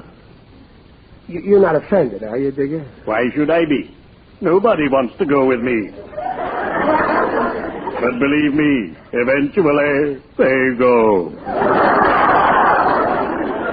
Well, just a minute, Digger. I'll tell her now. I'll be right back. Peg! In the bedroom. Oh. Peg, oh, you're dressed. That's good. Well, he's here. Who? Your escort. Escort? I thought I told Now, you let's not start that again. I won't go with Gillis. It's not Gillis. Well, who is it? Well, it's, Hurry up, Riley. As we say in my profession, it is later than you think. Oh, no. No, not him. Well, why not, Peg? He's a sweet guy. I will not go with an undertaker. Don't worry, he'll bring you back. I don't even want to discuss it. Now, oh, there's my taxi. Now, listen, Peg. I ain't got time to argue with you. I'm helping out Babs, your daughter. So either you go with Digger or you'll have to go alone. And if you don't want to go alone, you'll just have to stay home. It's up to you. Someone at the door, Riley. Yeah, I know. Babs, the taxi's here. Okay, I'm ready. You call for a taxi, Mr. Riley? Yeah, Hey, you're that Bob Wilson. You drive a cab? Yeah, weekends. Help pay my tuition. Well, what do you know about that? Let's go, Daddy. Babs, look who's here. Bob Wilson. You've got your nerve showing up here. Yeah, he's driving the taxi. Oh, well, let's get another taxi. No, now look, Babs, as long as he's here. I said get another taxi. Yeah, Oh, but... Riley, will you come here a minute? Yeah, in a minute, Peg. Now, look, Babs. I refuse to go in his cab. But, Babs... Riley, you come here this minute. Yeah, I'm coming. I don't see what you're sore about, Babs. Oh, you don't, Mr. Wilson. Riley! I'm coming. Now, Babs... I don't wish to discuss it. Oh, she gets more like her mother every minute. Riley! I'm coming! I'll tell you what I'm sore about, Mr. Wilson. Women, nothing but trouble. They'll drive me to an early grave. Please, Riley, this is a holiday. Will you get your dear spouse? Yes, I'll get her. What is it, Peg? Next time I call you, you come. Yeah, but I had other things on my mind. Did you tell Mr. Odell I'm not going with him? Now, Peg, be reasonable. You better tell him. I can't do that. I asked him to take you. I'm not going with him, and that's final. Now, listen to me, Peg. You go with Digger or you stay home. Ever since we've been married, you told me what to do. You acted like a dictator. But not anymore. I'm giving the orders now. I'm revolting. You certainly are. Well, I'm glad you agree. Now, put your coat on and get going. Riley, it's almost 10. Taxi's coming. Babs, come on, let's go. Oh, Daddy, you won't have to take me. Now we'll get... I won't? No, Bob's taking me. Isn't it wonderful? But I thought... Babs explained about the other night. Oh, Bob, it's getting late. Yeah, we better go. I've got to get someone to drive my hack for tonight. Well, can't you just leave it somewhere? No, I've got to get a replacement or I'll lose my job. Well, there must be somebody who'd be glad to help you out. Well, let's see now. Bill is going out. Yeah. Frankie's out of town. I know. No. Oh, no. Oh, no, you don't. Oh, but Daddy... Now, wait a minute, Bet. Now, there's no use putting that cap on my head. No, sir. Give him the keys, Bob. Here you are, Mr. Riley. Now, just a minute. You can keep all the tips. Oh, who's that? Oh, that's for me. Well, good night. Now, wait a minute, Peg. Wait for Digger. You're going with him. Oh, no, I'm not.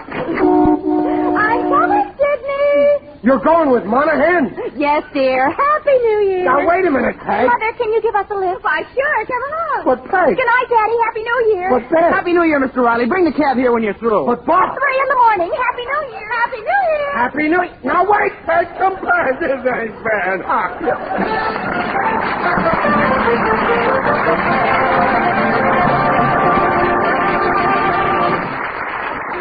In just a moment, Riley will return.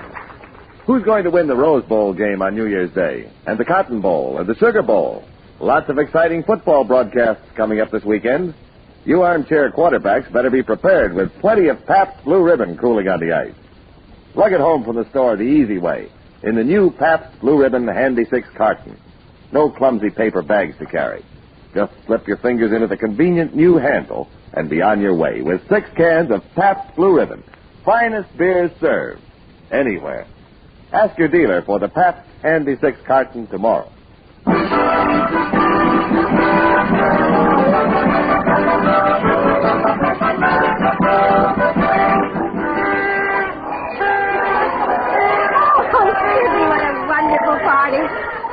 Too bad Riley isn't here. Oh, they put the lights out. Happy New Year!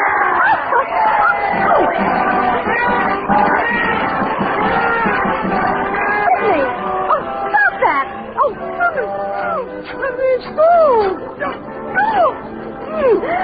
how dare you, Sidney Monahan? Hey, what's the idea? Oh, Riley, it was you. Well, sure it's me.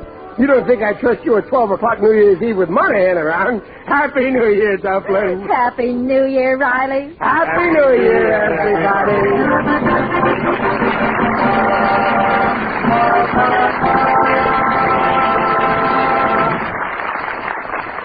I don't doubt your good intentions, Riley. Mr. Wallington, I'm going to make a New Year's resolution never again to stick my nose in Babs' affairs.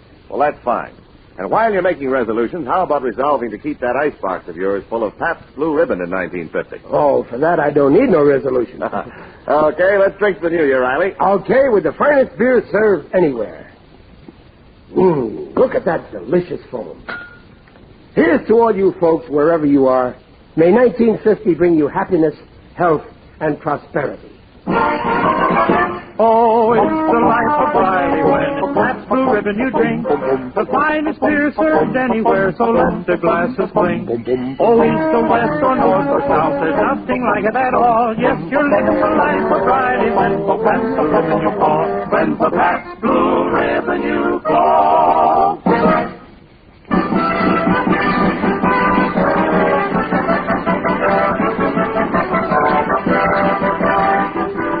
Pabst Blue Ribbon invites you to join us again next week to hear The Life of Riley, starring William Bendix as Riley. But remember, next week, Friday, January 6th, The Life of Riley 1 hour later.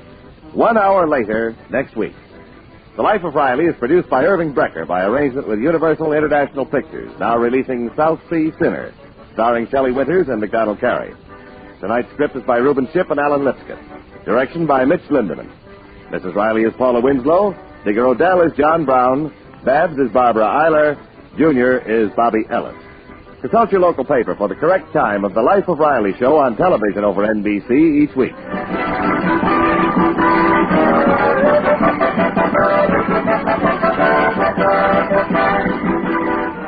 The Life of Riley is brought to you by the Pabst Brewing Company of Milwaukee, Wisconsin, Newark, New Jersey, and Peoria, Illinois. And sent your way with the best wishes of Pabst Blue Ribbon dealers from coast to coast. Jimmy Wallington speaking.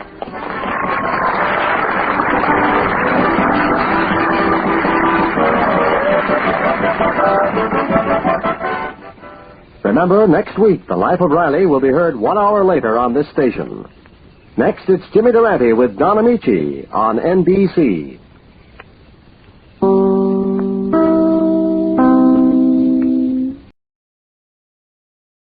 From Hollywood, the Screen Directors Playhouse.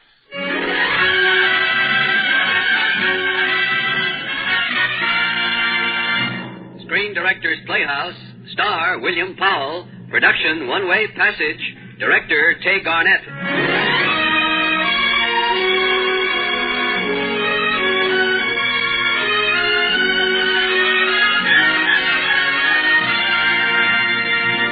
The Hollywood Screen Directors present A Prelude to Eternity, the motion picture drama One Way Passage, starring William Powell in his original role of Dan Hardesty, with Peggy Dow as Joan.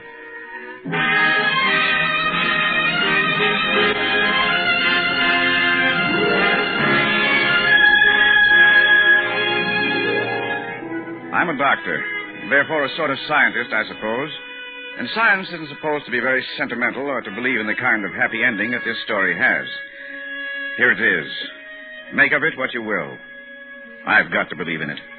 I saw it happen.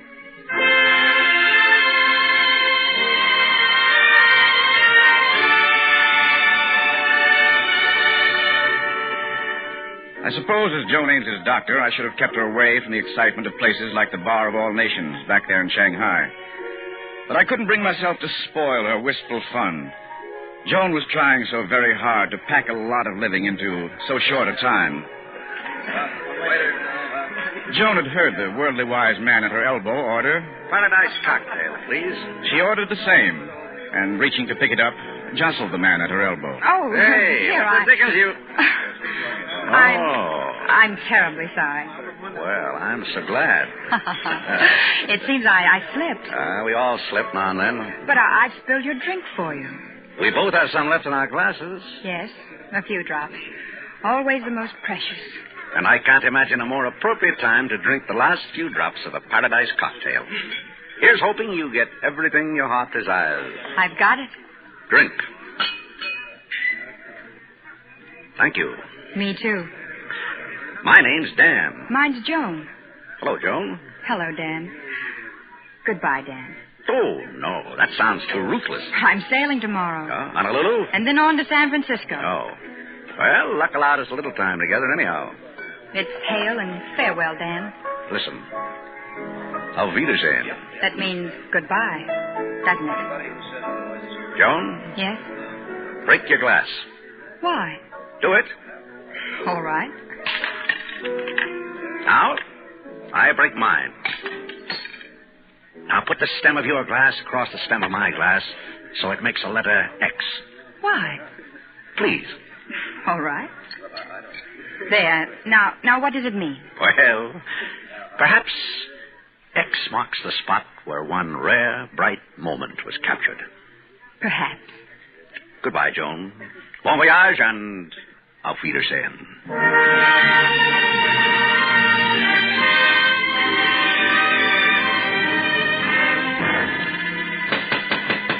Come in. You rang for ice water, sir? Yes, just put it down on the...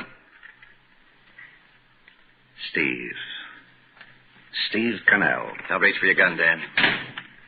You know I don't carry a gun, Steve. It's too bad you were carrying one that night in San Francisco. That was different. Someone murdered my best friend. And the law didn't do anything about it. So you took the law into your own hands. I'm not sorry. But you're coming back to San Quentin with me, Dan. I'm ready. You killed a man. You gotta pay. I said I'm ready. The boat leaves for San Francisco in 1 hour via Honolulu. Honolulu. 2 San Francisco, 2 San Quentin. And the death house. Well, I'm still ready, Steve.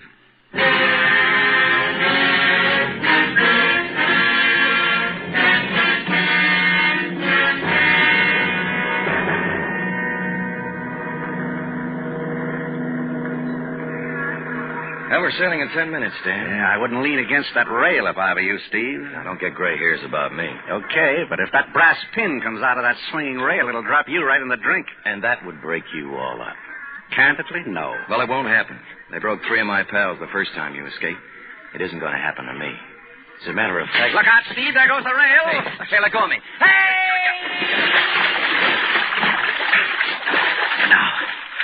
Now to swim for it. Dan. Swim for it. Dan, come back. Yeah, try to catch me. You pushed me in. So long, flatfoot. I can't swim, Dan. Help. You're lying to me. No, Dan. Quick, I can't swim. Help. Oh, okay, Steve. I'm a fool, but I'll get you out.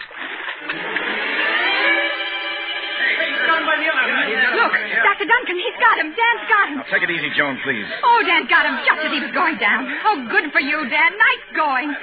There, they've thrown him alive. That's all there is to it, Joan. Nothing to get excited about. No, it's all right. Are you all right? Joan. Just a little tired.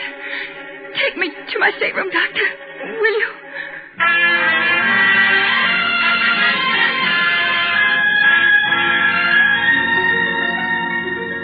Thank you, Doctor.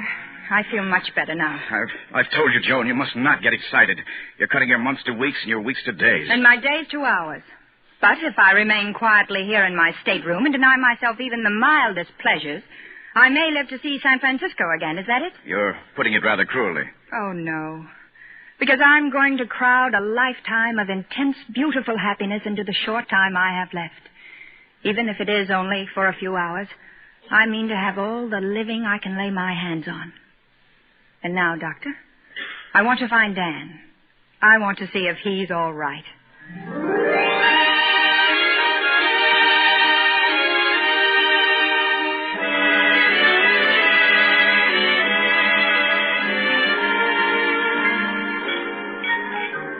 Say, Dan, what is that you're drinking? Perfume? That's a paradise cocktail, Steve. Half gasoline and half nitric acid. Oh, a tough guy, huh? If I was a tough guy, I'd have let you drown today. No, I'll admit you didn't have to save my life. If you let me drown, you'd be a free man now. I appreciate it. That's all right. I might ask you a favor sometime. Oh, yeah? What kind of a favor? I don't know yet. Oh, will you excuse me, Steve? I just noticed a friend of mine sitting all by herself at a table. I'll see you later, Mr. Connell.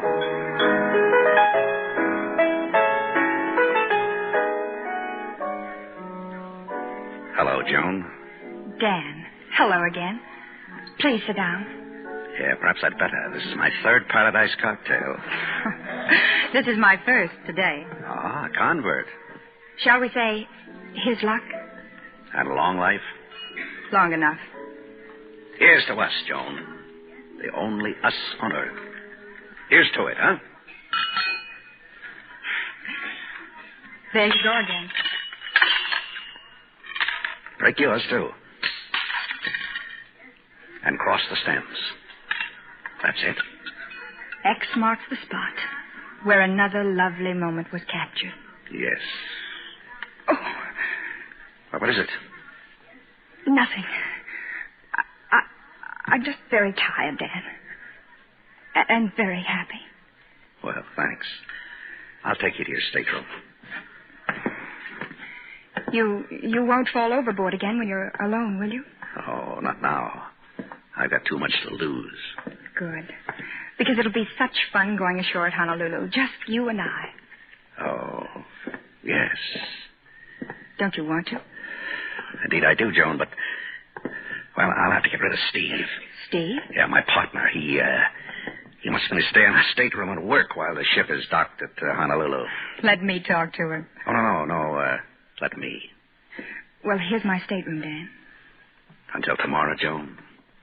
Auf Wiedersehen.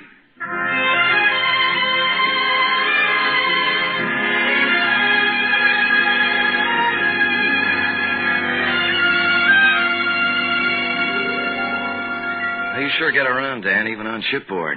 Where you been all these days? In the smokestack? Steve, we dock in Honolulu tomorrow. Yeah, I'll have to handcuff you to me, you know. Not tomorrow, Steve. Any time we're in port. Except tomorrow. Tomorrow I'm going ashore without you. You're going to make trouble. Ah, put the gun away, Steve. You wouldn't shoot. You just don't know me, Dan. Steve, this girl you've seen me with, she's going ashore tomorrow. I want to be alone with her just for a little, Steve. What do you say? You just had to save my life, didn't you? You owe me that, Steve, and I'm going to hold you to it. All right, Dan.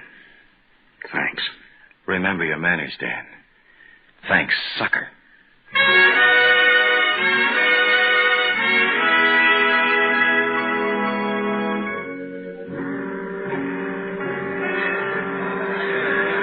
I've never seen Joan so radiant as she went down the gangplank when we docked at Honolulu.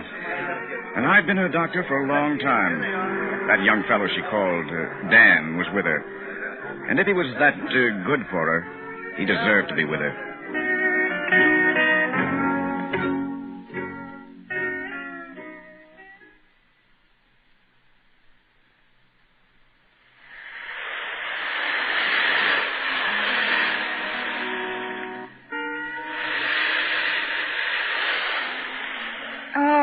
Dan, I'd be content to stay on this lovely, lonely beach the rest of my life. Would you, Joan? Forever. Joan, would you be content to spend the rest of your life with me? Oh, very content, darling. Even in some very far-off, isolated place? Anywhere and forever. Darling, That man with me, Steve, he's... Yes?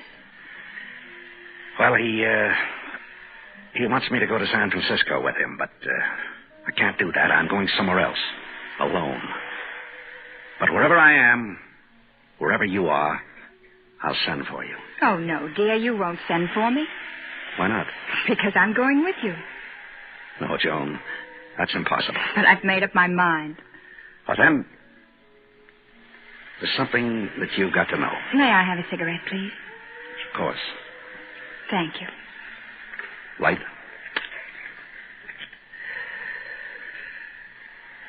How far that little matchstick throws its beams, so shines a good deed in a naughty world. Or anyhow, something like that. Or maybe I burn my candle at both ends. It will not last the night. But my foes and my friends, it gives a lovely light. Edna St. Vincent Millay. I'm no dope. No. I know this, too. It goes, how do I love thee? Let me count the ways. No. What's the matter? I know that, too. And I know how it ends.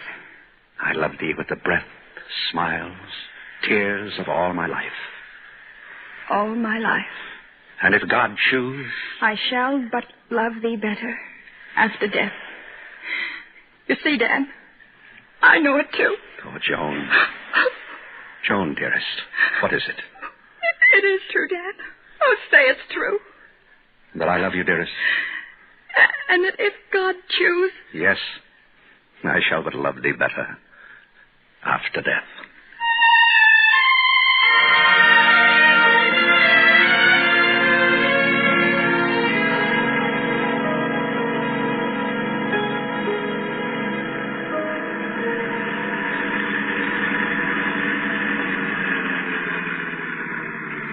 Why are you stopping the car? You must go back to the ship alone. But what about you? I can't go back, Joan. Oh, Dan. Oh, my dear. That's right. Close your eyes. Let me hold you close. Joan, you see, you don't know who I really am or what I am. I'm an escaped convict, condemned to die, to hang. Well, now you know. You see, Joan... Joan. What's the matter? Joan.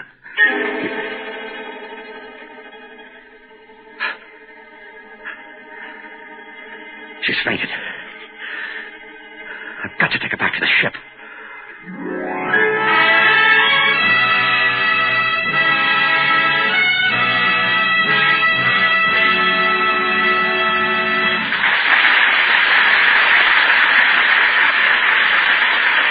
Listening to the Screen Directors Playhouse presentation of One Way Passage, starring William Powell in his original role of Dan Hardesty with Peggy Dow as Joan.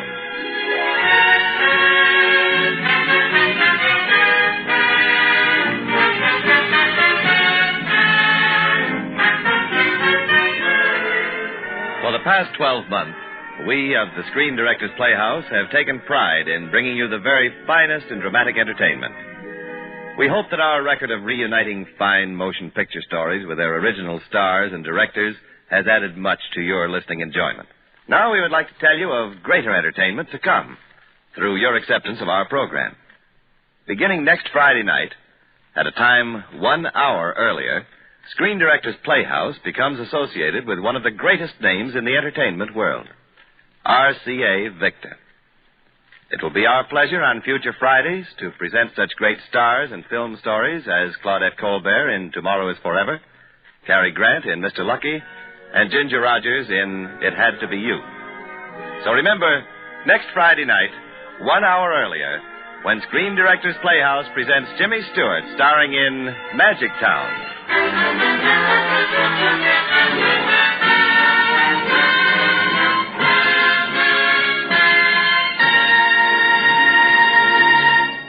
Now, back to the second act of One Way Passage, starring William Powell.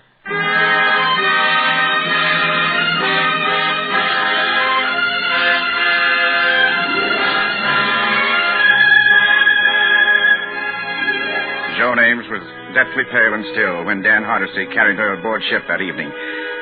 Together, we took her to her stateroom. For a day and a half, it was touch and go with Joan.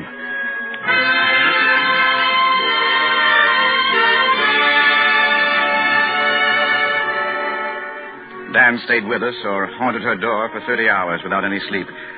And then when she was momentarily out of danger, I asked to talk to Dan in my stateroom. Is she going to be all right, Doctor? Yes, for the present. I didn't know. I understand now. Everything she said. She survived this attack. She won't survive another. Any excitement, any shock would surely kill her. But a shock is coming. And through me. I tried to tell her when we were ashore, but she didn't hear me. She'd fainted. She still has to find out that when I get to the States, I'm going to be hanged, Doctor. Great Scott. For murder. Wait, you can't tell her that. That would kill her. And she'll never know, I promise you.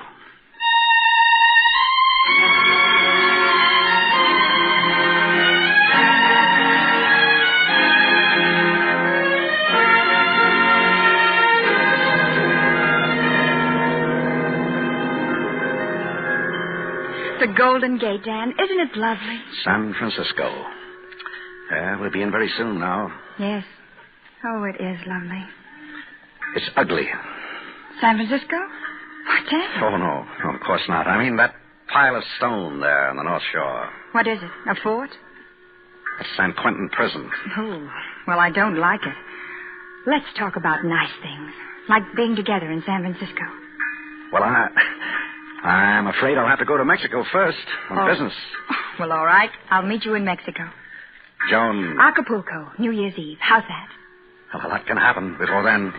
Say you'll meet me in Acapulco, New Year's Eve. All right. Not enthusiastic enough. You'll have to take me down to the ship's bar and seal the deal with a toast. A final toast. Come on, Dan.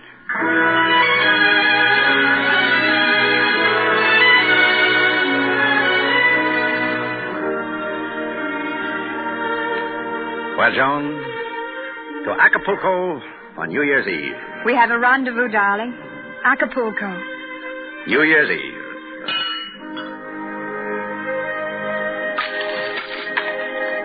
Now yours, Joan. Across the stems. X marks the spot where a lovely moment was captured. How do I love thee? Let me count the ways. Okay, darling. Okay, darling. Auf Wiedersehen. Ready, Dan? Oh. Yes, Steve. We're docking. I've some final packing to do, Joan. Seeing you. Don't forget. Coming, Steve. Coming. And if God choose, I shall but love thee better after death.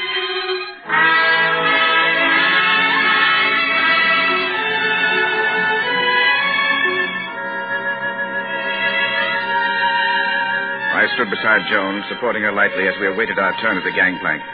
Joan kept straining and craning to see Dan, and then all at once she spied him. There he is, Dr. Duncan. I just want to wave goodbye once more. Dan! Joan, Dan! take it easy. Relax. Oh, dear, he doesn't hear me. Dan! Doctor. Are you all right? He's handcuffed. He's handcuffed to that man, Steve. Well, I didn't tell you, but you see, Dan happens to be a detective. Why didn't you tell me? Well, I was... Well, why didn't he tell me? Joan, you're exciting yourself. Oh, it's the other way around, isn't it? Steve is a detective. He's taking Dan away. Please, Joan. I remember now. The way he looked at San Quentin. With death in his eyes. He's going to die. Dan! Joan, come back! Dan, wait!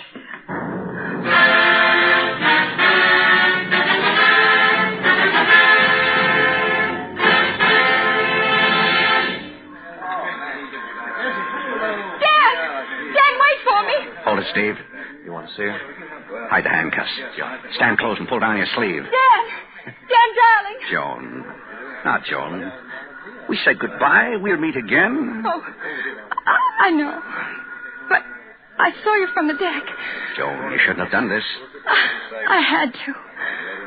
I wanted to say goodbye. But we said goodbye. I wanted to say it again. Oh, goodbye, Dan. Goodbye, Joan. I'll be seeing you. Let's go, Dan. Take care of yourself. Oh, Dan! From the deck, I saw Joan turn half about, fall to her knees. And then the crowd gathered about her, and I dashed down the gangplank to be at her side.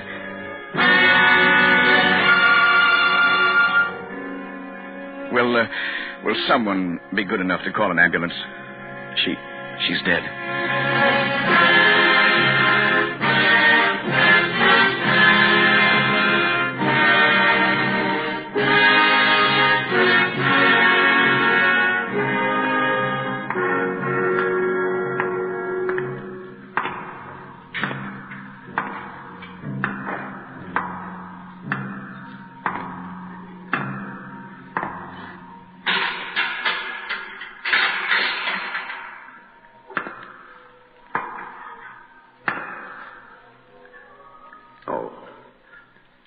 Father?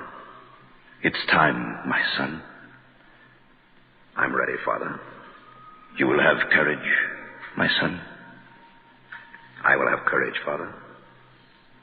Shall we go?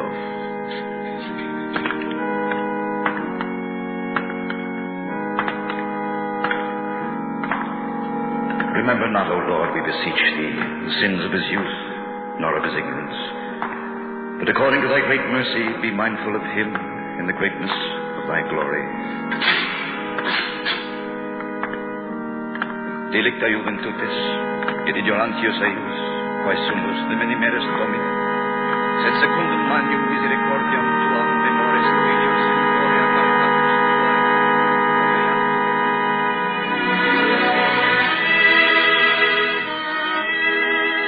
Acapulco. It was almost midnight, that solemn moment just before the new year. I stood alone at the bar, having no one to drink with and no patient to take care of, thinking, well, you may very well know what I'd be thinking of that New Year's Eve. And then something happened.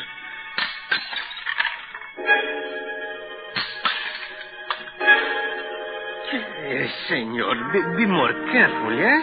Careful? Well, you break the glasses on the bar. Why, I didn't touch those glasses. No? Then who, eh? I looked at the bar, at the shattered remains of two broken cocktail glasses, stem over stem, forming the letter X. Senor, if you did not break those two glasses, who did? There is no one else here. That's where you're wrong. Senor? Very wrong, indeed.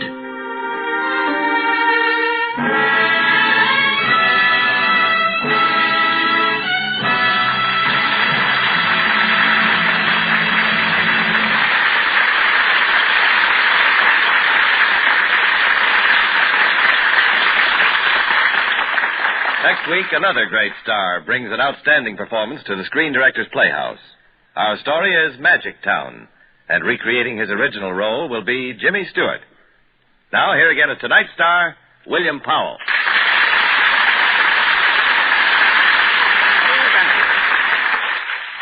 Well, the coming of New Year's always adds a special value to friendship. And today I renewed acquaintance with two very old friends. One is the story you just heard. And the other is the man who directed it so magnificently that after 17 years it was presented to you again tonight. And now I'd like you to meet him, the creator of such fine entertainment as The Postman Always Rings Twice and The Connecticut Yankee in King Arthur's Court. My director, Tay Garnett.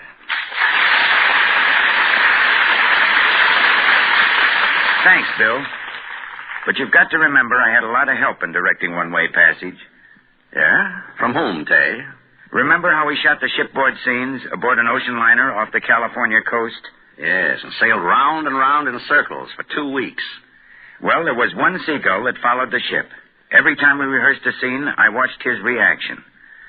I knew we were ready to film it when he flapped his wings and squawked. Well, I'm glad the audience didn't react like that. There was only one trouble. The seagull seemed to get confused during the love scenes. Don't you know why? Why? That seagull was so dizzy from following that ship, he thought I was the leading lady. As for me, Tay, I just watched for your reaction. No actor ever had a finer guide than Tay Garnett behind the cameras. Thanks very much, Bill. And good night. Good night, Tay. Good night, everyone. And good night to you, Tay Garnett and William Powell. Remember next week, Jimmy Stewart on Screen Directors Playhouse, 1 hour earlier.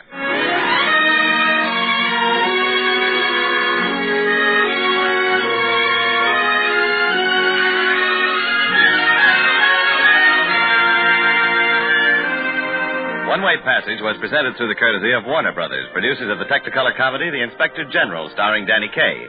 William Powell appeared by arrangement with Metro-Goldwyn-Mayer, producers of the Technicolor musical On the Town, starring Gene Kelly, Frank Sinatra, and Betty Garrett. Peggy Dow will soon be seen with Ida Lupino, Howard Duff, and Stephen McNally in Woman in Hiding, a Universal International picture. Tay Garnett is currently directing The Challenge, starring Mickey Rooney and Pat O'Brien. Included in tonight's cast were Peggy Dow as Joan, Stephen Dunn, Ted Von Eltz, John Daner, Don Diamond, and Frank Barton. One-Way Passage was adapted for radio by Milton Geiger, and original music was composed and conducted by William Lava. Screen Directors Playhouse is produced by Howard Wiley with dramatic direction by Bill Karn. This is Jimmy Wallington speaking and inviting you to listen again next week, 1 hour earlier, when we present for RCA Victor... Screen Directors Playhouse, star Jimmy Stewart, production Magic Town, director William Wellman.